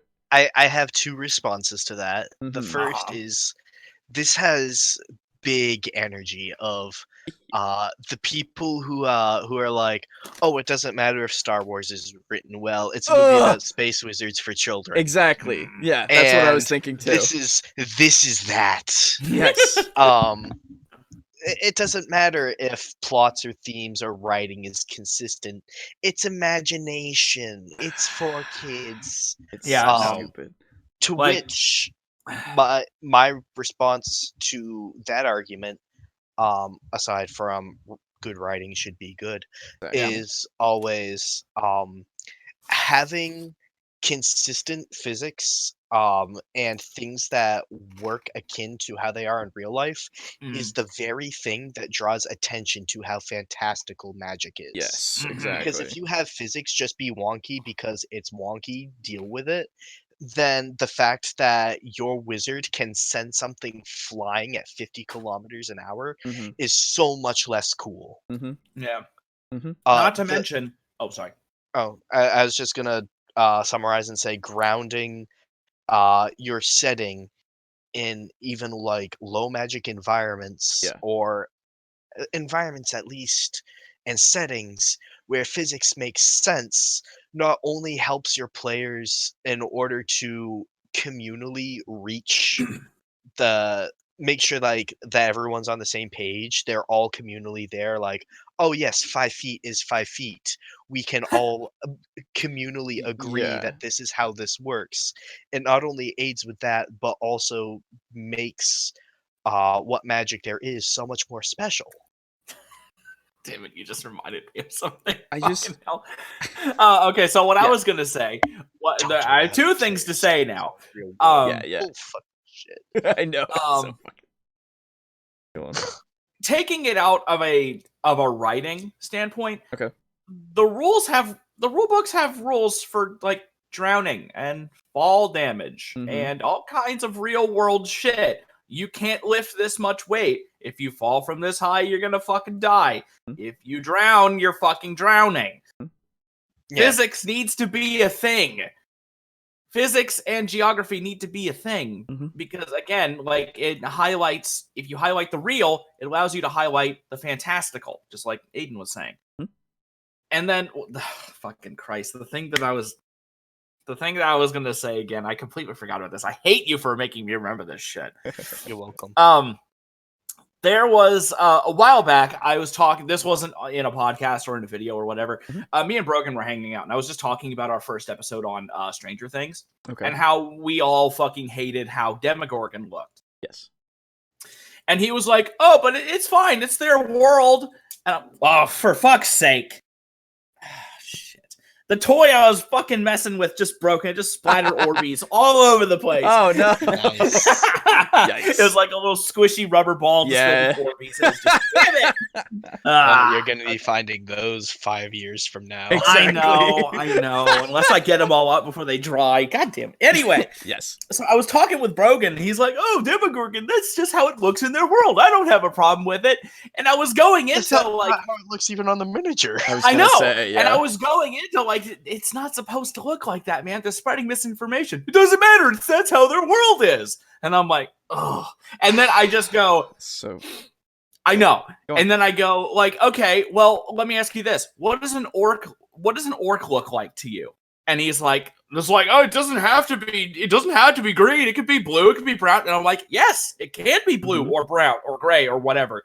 But you wouldn't call an octopus an orc. You're just going to be confusing people. Well, I mean, if that's what it is in your world, then it's... And I'm like, oh. So to a degree, I understand his point. Yeah, I also understand that to a degree. I actually did something very similar in one of my own campaigns. Yeah. Because there is a game that I'm sure neither of you have ever heard of. It is a dynasty. I don't even know what the genre is called. It's like Dynasty Warriors. Okay. That kind of genre. Yeah. I know. And the game. yeah. And so, you fight as like a super powerful combatant. You fight hordes of enemies. Yes. And the game itself is called 99 Nights. And the thing in that game that I thought was really cool is that goblins are in the game, but they're ass. So, like, imagine, like, a regular goblin. They're not particularly short. They're on the slightly shorter spectrum. So, instead of being, like, 6 feet tall, they're usually around, like, 4.9 to 5 feet tall. Okay. But they're all fairly tall super... for a goblin. Huh? Fairly tall for a goblin. Yeah. So, all goblins in the world are like that. And they're all super fucking dexterous. They're like lightning fucking fast. Imagine if every goblin in the world was like a 10th level rogue. Oh. And so what I did in my world was I had this wizard guy going around and he was like kidnapping elves and like using fucked up magic to combine elves and goblins together and make these cool hybrid goblins. Yeah. And so... AKA the origin of the orcs in the Lord of the Rings. I was going to say, yeah. Yeah, pretty much. And so they were like really fucking dangerous. They were really, really strong, dexterous, agile combatants. They do like fucking leg sweeps. They do like throat chops and disarm you and shit. It was scary shit. And so I can understand it to a degree where if something is different in your world, then yes. But you can't go that far off the mark. You can't call a bird a Tarrasque. A bird the size of your fucking palm is not the Tarrasque. It's a bird. There's a... It's hard to... There needs to be a communal standard upon which everyone agrees and bases their thoughts of the game off of. Exactly. Because as the DM are, of course, free to modify things like maybe cave leeches deal poison damage. Yeah. And like people are like, and that can help against like metagamers who are like, oh, it's just a cave leech. I know how to deal with these, or cave fishers rather. Yeah. I know how to deal with these, and it's like not my cave fishers, bitch. Right. Yeah. And that's home brewing and adjusting monsters. I will always advocate is a fantastic way to add spice to your campaign. Oh yeah. Yep. But nah, this is taking that to way too far of an extreme. So consistency is important. Yes. There are things that we have as standards because of the world we live in. Yes. Physics exists in our world, and so we understand that. And when you present a world that is very similar to ours, in the sense of a lot of different things, like there are humans, right? Yep. You're going to expect some sort of consistency. Like, if the fact that we're not all floating around means that there is gravity, right? Well, to be fair, we are floating around just in space. Well, yes, but I mean... Hang on, I'll be right back. I gotta turn my light on so I can find all these fucking Orbeez. Okay. But legitimately, if you are... If on the planet or the world or whatever you're on is the fact that everyone can just be on the ground and doesn't fly automatically, that means there's gravity. That means you have that, right? Okay, it doesn't automatically mean that there's gravity. What if the Earth... Okay, I'm done. Okay. All right. What if the Earth is flat? Oh, yeah. Okay. But it still has gravity. No, it doesn't. Whether it's or just not moving up at that rate. Constant acceleration is a thing, but all objects of mass have gravity to each other. It's if true. If you have two particles traveling at light speed, away from each other, and they're the only two particles in the world, in the universe rather, They'll come back. they will, after infinite time, collide with each other. Yep. So again, there are things that we understand, and unfortunately, and I'll go to Stranger Things for this. Unfortunately, for Stranger Things, they live in a world that is our world. To a degree, it has some paranormal elements, but it also has D&D. D&D exists in that world, and they have a standard of what a Demogorgon is. They have the picture, they have the miniature, they have everything available to them, and they go and they call that thing a Demogorgon. And it's not. And it's not anywhere near at all what a Demogorgon is, what Demogorgon himself is. Right? There's no physical similarities other than he's bipedal. There is He doesn't even have tentacle arms. Yep. There is no similarities of power, there's no similarities of origin. There is just motivation. The fact motivation as well. There's just the fact that the Demogorgon was on the board, and they talked about it in front of 11, and 11 said Demogorgon because she noticed that is something that they feared. A girl who is, by the way, not good at talking at all. Not good at talking, just learned words, just learned what Demogorgon is. Not really, but learned the word, because she heard other people saying it. She has nothing to aspire it to other than it causes fear, so that should be what it is. Right? So... fucking Stranger Things. Hate it. The thing is, too, is even if they were internally consistent, man. Yeah. If they slapped a figurine down on the board and they said the Demogorgon, and for some reason it's the Demogorgon instead of the name Demogorgon. Exactly. Right. And it looked the exact same way, or even very similar. To the creature that comes out of the Upside Down. Kosher. Not a problem. Then it would have been fine. That's fine. Or if, at the very least, if it had two heads. If it had two heads... I would see it more so. Yeah. Again, it has to be somewhat similar, and then you get us... Get the fucking Mind Flayer.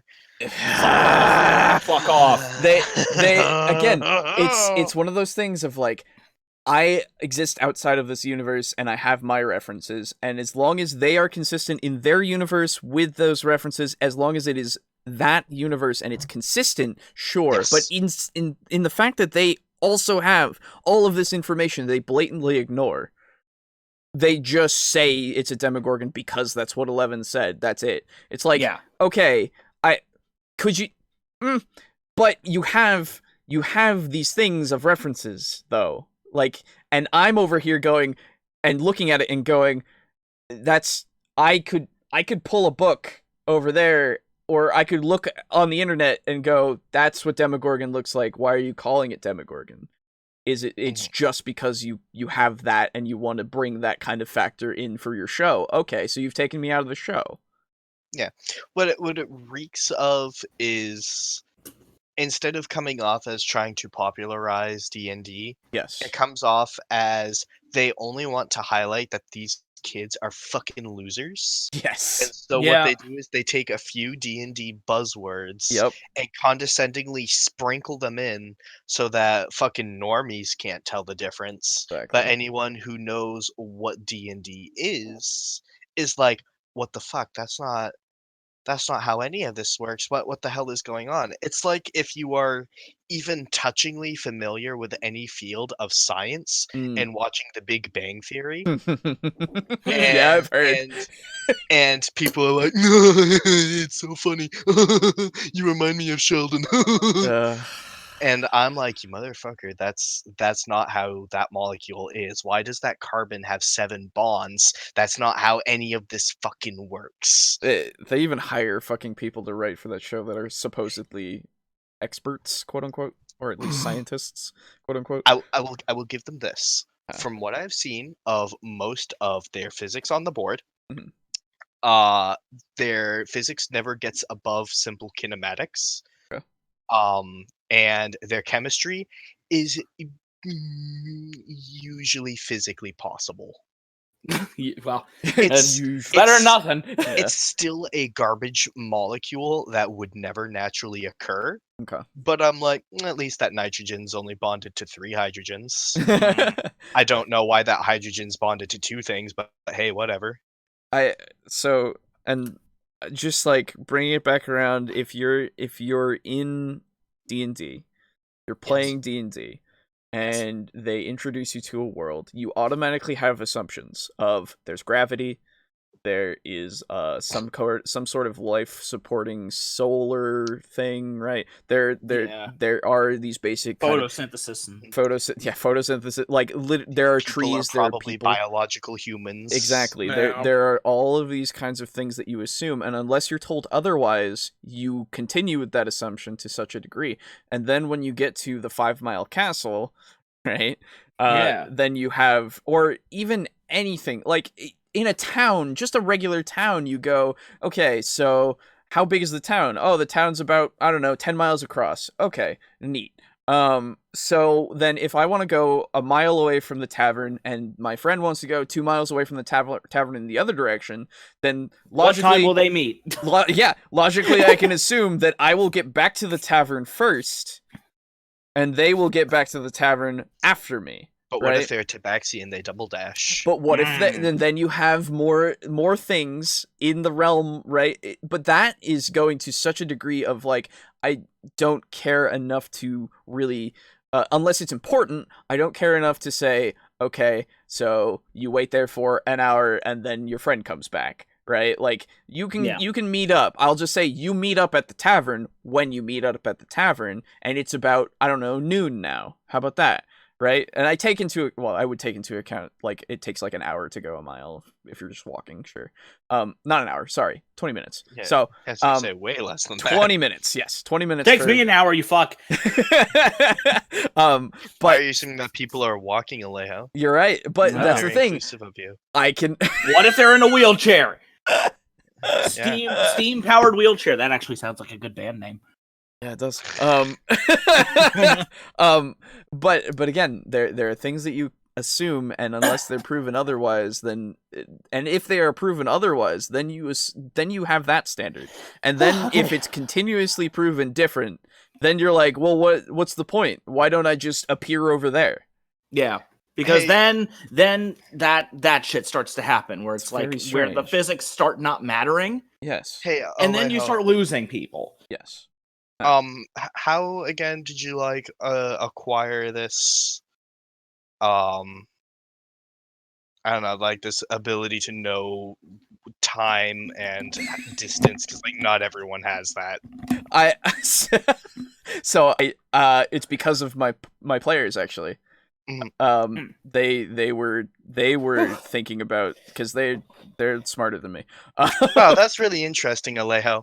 But let me tell you, you could also learn all those skills and more at our sponsor for this week, Skillshare. Oh my god, Skillshare is a fantastic website where you can learn. I wasn't prepared. You fucker.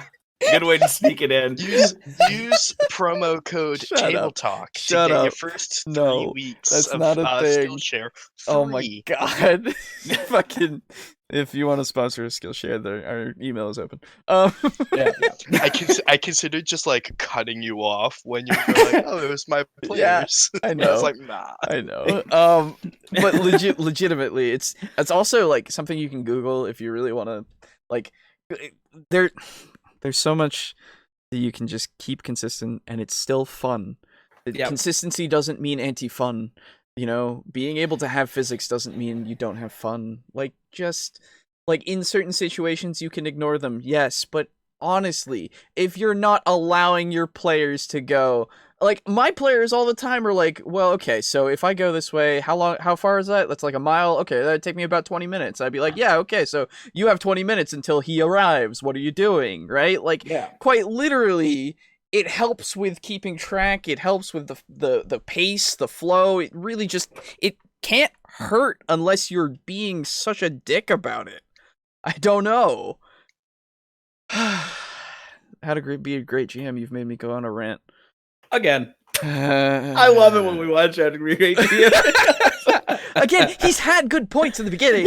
Yeah. Fuck, Yeah, so he had good points in the beginning, but basically they were just all carbon copied of What Matt Koval Kilville. said, Although I yeah. don't know which video came out first. It doesn't matter. It's a good consensus to have. Yeah. Right? He had good points, and then it went to your mileage may vary, but okay. Yep. Not how I do things. Yep. And Thank then you. no. I'd take that with a grain of salt. Yep. Then half a grain of salt. Then no. Yeah. Then no. Then Yeah. no. Why? Yeah. Then why no? And like, okay, one more thing. Don't Fucking, allow players to call real world. it's like, yes, it's imaginary. It's an imaginary world, but like, fuck you, man. Like, But it's really? imaginary. It's imaginary. Oh, okay, so then I can just say I sprout wings and fly, yes? It's like, Okay, here, let me go ahead and write down your fly speed. I was, yeah, right. Like legitimately, unless you're doing that to that degree, then sure, I guess if you're playing it that way. But I'm gonna tell you right now, there is a whole system here. There is rules, and I don't know about you, but unfortunately, I don't see Those are only anything that says recommendations, Alejo. what. It's because otherwise you're just telling a story to each other with no mechanics whatsoever. It's not a game anymore. You're just telling a story. You're just those kids who play that. Oh, I hit you. Oh no, but I dodged it. And I Exactly. hit you with an ice punch. Oh, but I block your ice magic with fire. Exactly. Without any structure, you devolve into playground squabbles between two 5-year-olds. And we all know that is impossible. Like, inherently impossible, because there are only 2 stories every It's every true. year. Exactly. It's true. Yeah. So fuck you for this point. How to be a great GM. It's not very great. There are certain things that one must simply accept. And I do cover this on how to be a good player in terms of the GM contract. So ignore geography. Use the separation of the parties to your advantage rather than being intimidated by it. If Party A needs some kind of help, Party B is merely a doorway, an archway, and several steps away. Again, it's not that hard to twist and bend things. No, it's not hard, but then you get your players. It's not hard. You get your players looking at you, and they go, "Well, how the fuck did we do that?" And then you have to go, "Oh, fuck you! Just don't think about it." Yeah. It's real easy to do, but it's intellectually and creatively dishonest. Exactly. It's fucking bankrupt is what it is. It's just like, hey, man, guess what? You're over here now. It's like, how did I get here? It's like, fast travel, motherfucker. Shut up. You're just here now. It's like you didn't give them the agency to do that either. It's just like... Yeah. Where's my fucking steaks? Exactly. Like, why should I care? House and a ribeye. Where's my steaks? I was really hoping you were gonna go for food, because if you didn't, I was gonna go for it. I could feel it coming off of you. Yeah. But legitimately, it's one of those things of like, if I can just teleport to where the party is when they need me, then why the fuck should I ever care about combat? Well, it's just like just now, for instance, say Boo and I, we're geographically hundreds of miles apart. Yeah. Yet I could feel that energy coming off him, and I know that like if I wanted to pop in and say hello, he's a doorway and 2 stairways away. Yeah, it's true. I just Discord is fast travel. Yeah, it's exactly right. It's fast travel for your words. Okay. Also phones. Another useful technique is to threaten the players' characters, not the actual players themselves. Please never threaten your players. Threaten their characters. Didn't you previously talk about cutting off hands? Don't fucking threaten them, man. All right. Yeah. You hear a low rumbling growl coming from down that corridor. Are you sure you want to proceed on your own whilst the rest of the party with all the magical equipment is elsewhere? Well, I wouldn't put it I wouldn't put it that blatantly. Yeah, I don't like that. That's fucking like just say you hear a growl. Like That's it. Well, legitimately just say do you want to do that? Yeah. Right? Like just ask it. Just ask a question. Yeah. And then they go, Mhm. yeah, okay, yeah, I do. It's like, okay. As you proceed, you start to hear a growl, and Yep. that's when they know that they done fucked up. Yeah. And then the they have fucking a giant chance dire to bear bursts through the fucking gatehouse. right. Yeah, like then they have a Yeah. chance to maybe react to it and turn Well, around something. Don't worry though; they have no reason to worry because the They can rest of the teleport. party is only 3 feet away. Exactly, right? Like Oh, door. hey, what's that? You're gonna have the rogue infiltrate the castle so that he can find where the map of the castle oh yeah, is. and get a Well, detailed map. Well, once he's in the room, all that the party has to do is lift up a rock, and oh, they're in the room now. It's I so would actually bizarre. love to roll like one encounter where crazy shit is happening and they can do shit like that. Again, yeah, fine. That Gimmick. would be Sure. hilarious. Absolutely. If you're playing Acme rules, then Yeah, fine, totally. go for it. You're in a specific spot where this applies. Sure, absolutely. That's Like the fine. plane of fucking chaos. What is that called? Limbo? Limbo, Isn't it? yeah, Yeah, limbo, limbo. If you're in limbo. limbo, that'd But, be like, great. Quite literally, like, unless it makes sense, you're gonna have everyone going, what the fuck? Yeah. You're gonna have people questioning it, and then you're gonna start getting doubts, dude. Like, because then it's just like, then when like there's a legitimate threat, yeah, and someone does die, the player's now going to be like, "Why'd you let me die?" exactly. You've made it such a weird standard that it just I hate it. I hate it. I hate it. I hate it.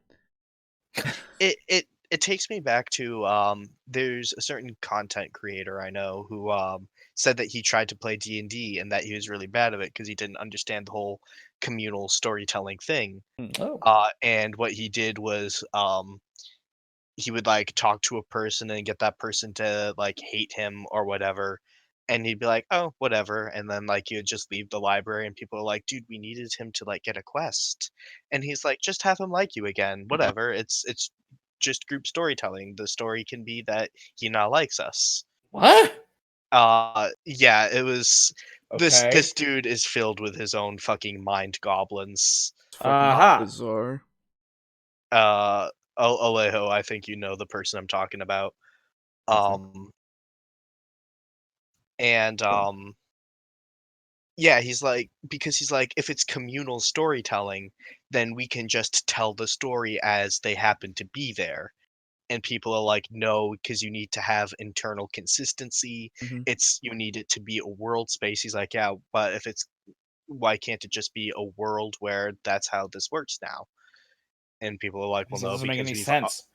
yeah, exactly. Yeah. We've sat down and determined that it operates in the same ways as the world does, Exactly. with the exception of certain magic. Magic and monsters and undead Yeah. and all that shit. And it's why he bounced off of D&D, because the way that he processes storytelling Is is completely alien, apparently. yes, it is completely alien to the way that 98% of the population do. Yeah. And when he's like, oh yeah, no, they can just be there now.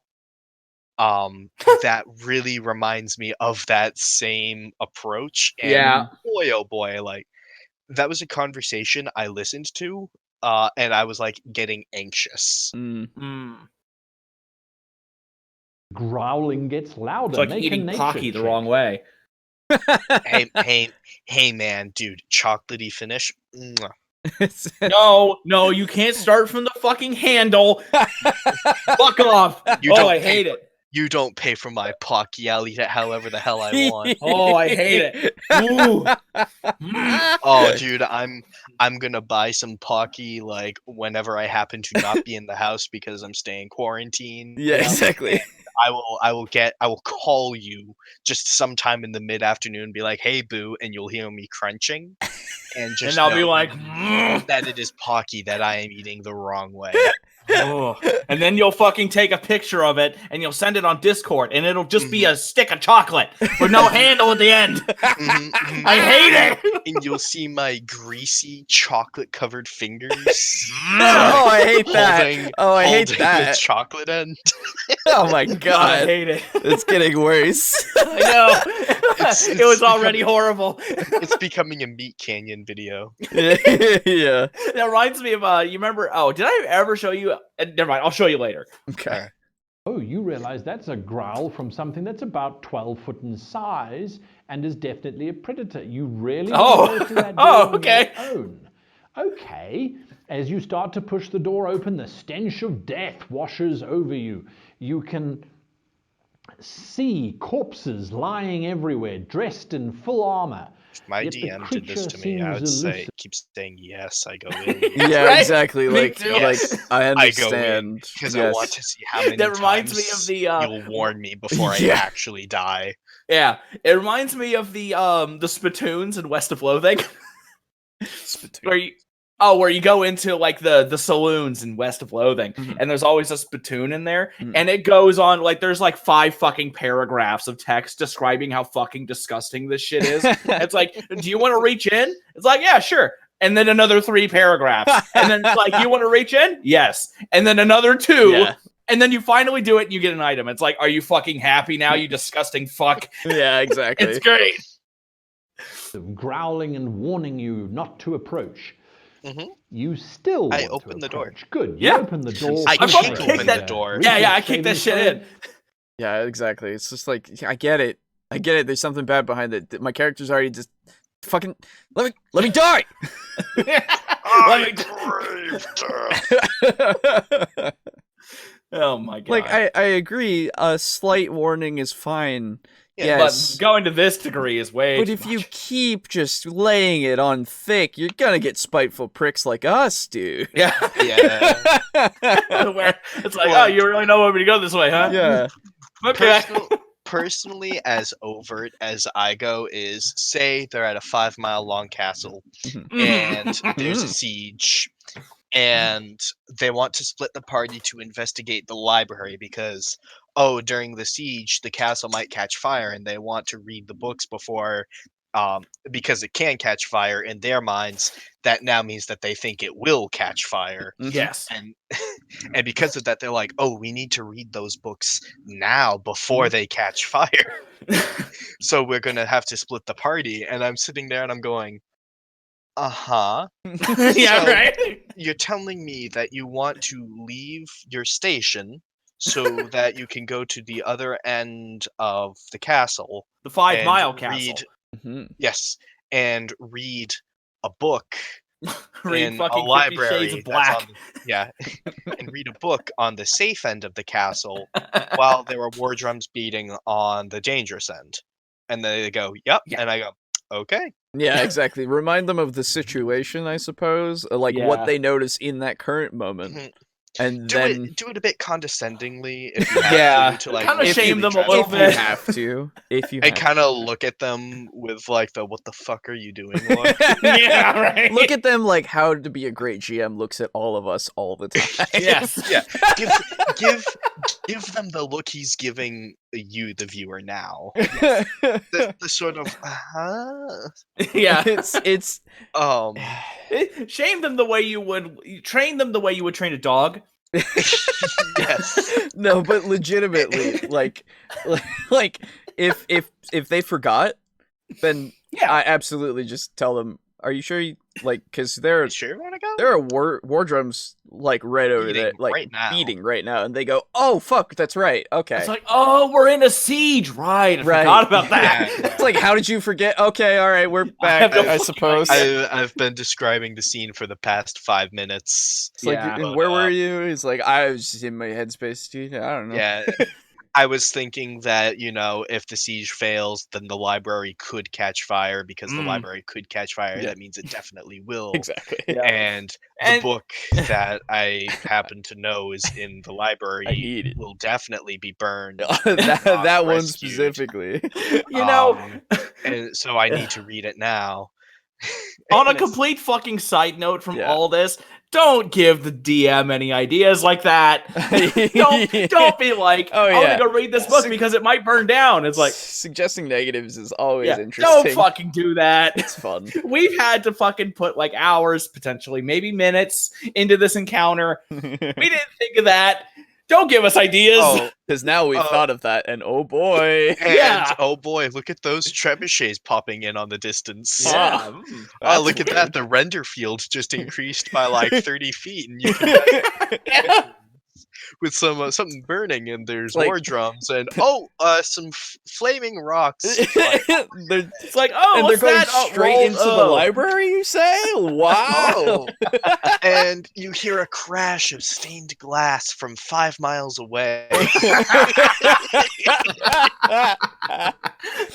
No, but really, like, Yeah. it's one of those things. If you suggest negatives, DMs will capitalize. They'll Yeah, just so be don't like, fucking do it. they'll just be like, shut the fuck up. "Oh, interesting." It's like when Brogan, it's like us and Brogan, whenever he says something bad, that shit fucking happens. The world is the DM. Exactly. And this is a Fails really because- fucking shitty game world he came up with. It's so fucking boring. Well, Maybe tone the this number plague was down a bit. 422,000.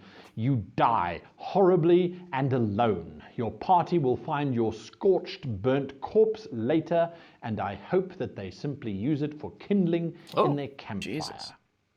That's mean. Players need to understand that if they're going off on their own and they are going into situations that literally you have been warning them on and they continue to push forward, well, I'm sorry, but there is just no way that you as the GM have any obligation to keep them alive. Absolutely. Yeah, I that's mean, true. That's fair. Yes, That's fair. I agree. I agree. And you don't have to bend the rules to keep them alive, but maybe they're alive by their own wit.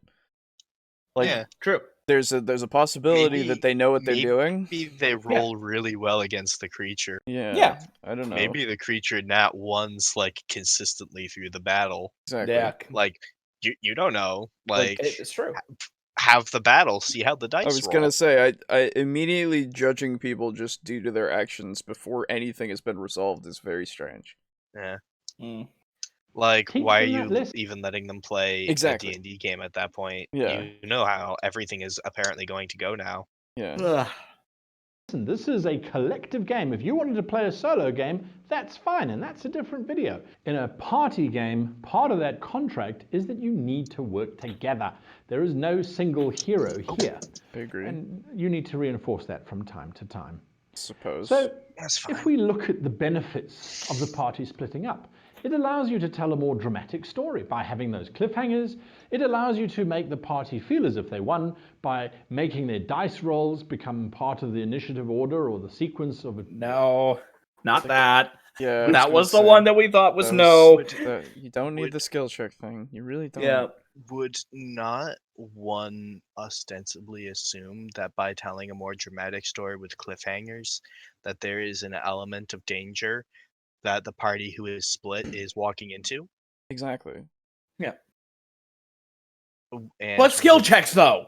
And would that not go well? Would that danger and that cliffhanger and the fact that you're like, oh, the party is split, now I can tell a more dramatic story, go directly against his point from 30 seconds ago where he says Exactly. you walk into the room and the creature burns you to cinders and you are alone? And I Well, hope the no, party because is that's in the in- case of him warning you that you will die if you go this way. Oh, okay. So if they're warned, it's bad. Kill them immediately for it. Rocks Yeah. fall, they die. Yeah. Yeah. But if they're not warned, then Then that's it's simply drama. you just being. Yeah. So then what happens if you just simply don't tell them about the creature in the room? That's now Exactly. drama. I Yeah, was that gonna is not say drama. it's a weird double standard. Yeah. Wherein their death or potential drama of you being a great GM is simply based on whether or not you warn them. Mm-hmm. Yeah, Yeah. exactly. So like maybe I should never warn them ever. Yeah, because now it's drama, Exactly. and so, I'm a great GM. Yeah, exactly. It's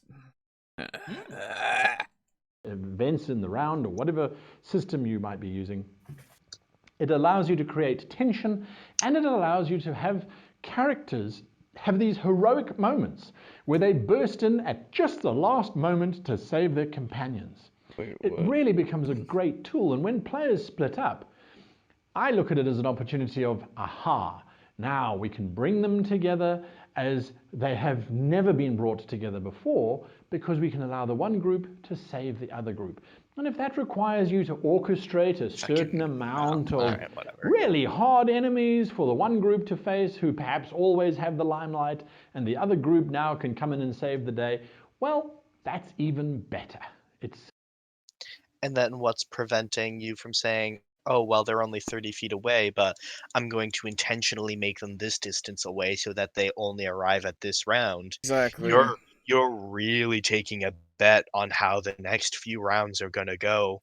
Yeah. In order to like have that tension, because if you misjudge that one way or the other, either A, there's no tension and they come in and the encounter is easy peasy lemon squeezy because they're not that bad. Exactly. Or alternatively, they come in and their companions are already dead, and you have half of your players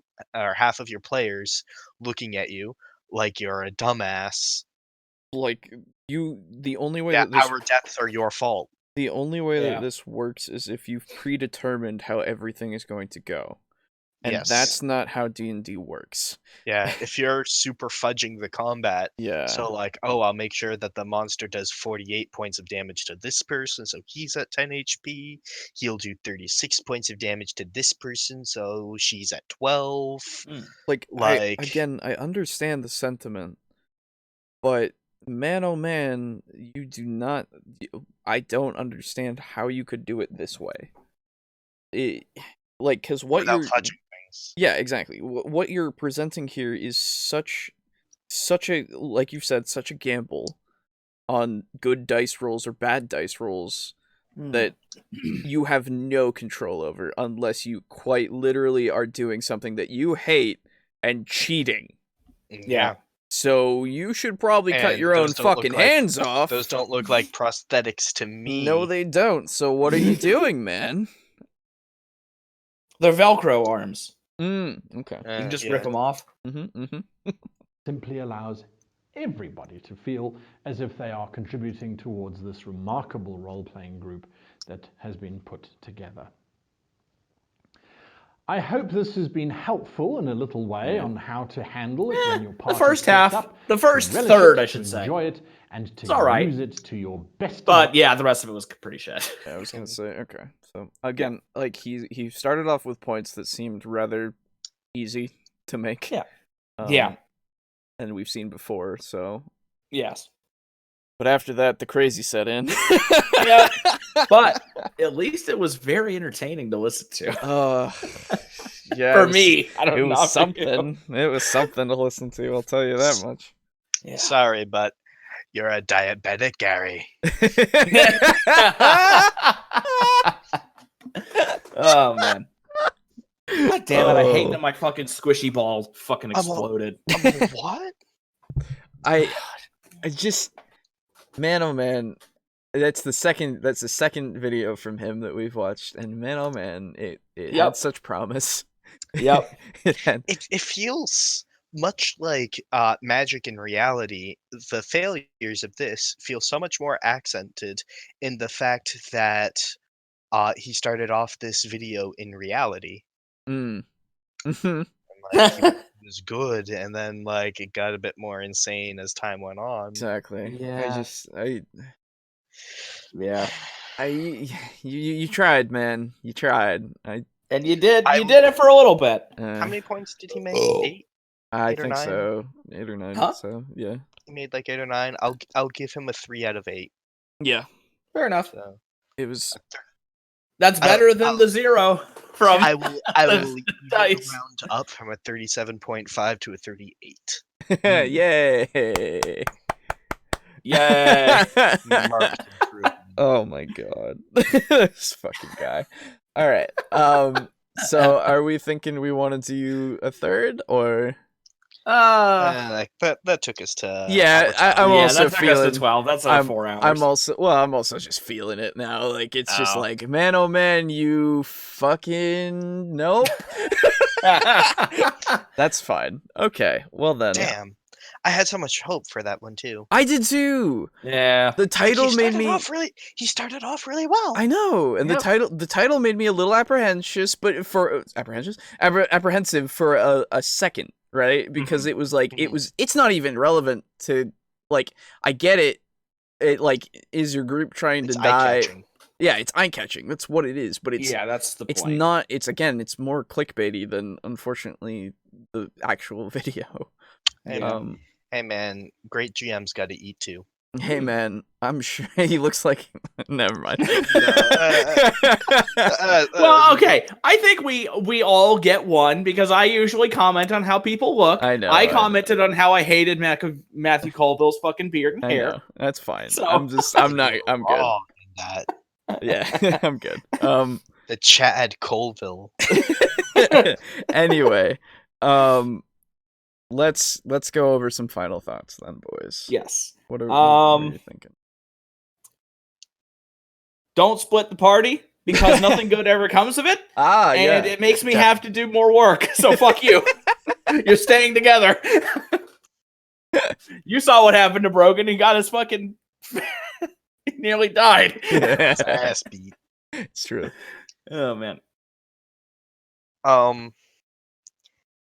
Splitting the party is something that can be a fantastic tool in order to build tension, or sometimes to save time. Sometimes it can take more time. It depends on how you run things. As with all things, your mileage may vary. Your table is your table. And our experiences will not necessarily be yours. No, exactly. I hope that our advice and you learning either from our successes or the tragic extent of our failings can help. Yeah.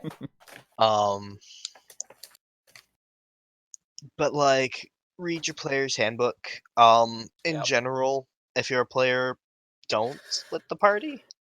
Because it makes things like exponentially more work for the DM. No, it usually does. Can, yes. And you do put yourself and the fate of your party at risk in certain scenarios, but as with all things, it really depends on the situation, man. Yeah. I will echo reading your player's handbook. And also just as is the point of the show is to have some critical thought. I understand needing to go and look at these kinds of things in order to get advice, and I would highly suggest Matthew Colville for that. He's got some good stuff as far as I have seen. And a lot of other people they have good points, right? But you have to then think about it. Think about how that applies to you, how that applies to your table, how that applies to your players and everything. And just find that sweet spot for yourself. What would you change? If so, why? Exactly. Think about it. Just take a moment. You're already making a world. You might as well just think about it, right? If you're a player, right? I like that. Making a world, might as well think about it. As a player, same kind of thing applies. Think about how your character is. Think about their motivations. Think about everything that has to do with them, right? And play them the way that makes sense, right? And you can call out some inconsistencies. You can do that. That's fine. But we'll cut your hands off. As long sometimes the DM may be like, "Oh shit, you're right." Exactly. There. As long as your DM is reasonable, which I hope and really just want that to be the case for everyone, but I know it isn't. Sometimes. But if your DM's reasonable, they'll think about it and they'll go, "Oh shit," because I know personally I've done that a bunch where I go, "Oh fuck, you're right. I totally forgot that this was happening. You're right. This should change this." Okay. Yeah, that happened in our campaign where due to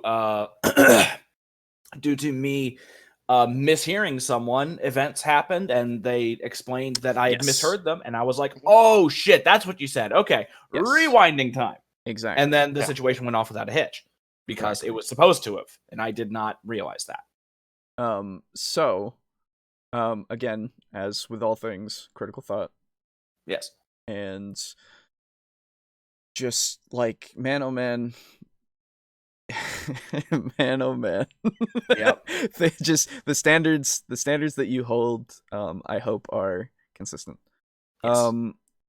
Anyway. And fuck Demogorgon from Stranger Things. Yes. Or even if the standards you hold aren't consistent, if you're able to decide as a table that we will treat this differently because it is easier for everyone. Yeah. Like it's still consistent. Yeah, but it's changing from what it was. I wouldn't say that's consistent. So I agree then. It becomes inconsistent for a second, but I think it overall becomes a consistent, because if you're going to be playing that way from now on, you're making it a consistent all right thing. Yeah, you are making it consistent. Exactly. Yeah. So again, consistency is important, even if you have to then make something inconsistent for a moment and then make it consistent, right? Like, think about it, right? Make it make sense. So for ending spiel here, thank you for listening or watching or whatever. Really appreciate it. Hope if you're new that you subscribe or follow or whatever on whatever site that you're on. Leave us a rating however you feel. Leave us comments, leave us just any sort of feedback whatsoever, in fact. As well as again, you can catch us on YouTube first on Fridays at 4 p.m. Eastern Standard Time, where subsequently afterwards we're uploading this as an audio-only podcast on most major podcasting services on Mondays at 12 p.m. Eastern Standard Time. We also have our Devils and Dice campaign that is going on that is posted on Wednesdays, which I have to edit. Wednesdays at 4 p.m. Eastern Standard Time. I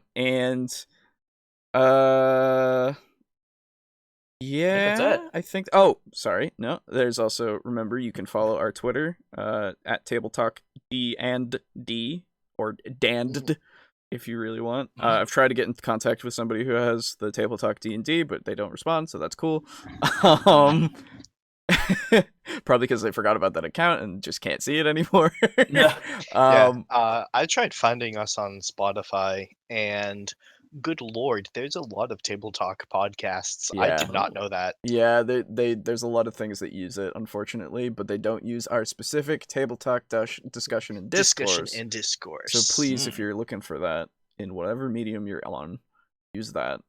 And don't forget to spread the word, honestly. Like, let other people know that might be interested in the show, and that'd be super appreciated and helpful to get us to yell at things in other people's ears. Yeah. Yes. To spread our thought germs. Yes, all of hope you're all staying safe during this shitty fucking corona time. Stay inside, listen to Table Talk. Please, and also wash your hands. And yeah, tip your Touch drivers. Your dice on your face. Just like touch that follow button. Am I right? Hey. But yes, really appreciate it. And thank you to the people who have recently followed and subscribed. Thank you. Super cool of you. Hope you're enjoying. Yeah, I think that's everything, boys. So yeah. Goodbye, everybody. Bye now. Bye. Bye. Bye. Bye. Bye.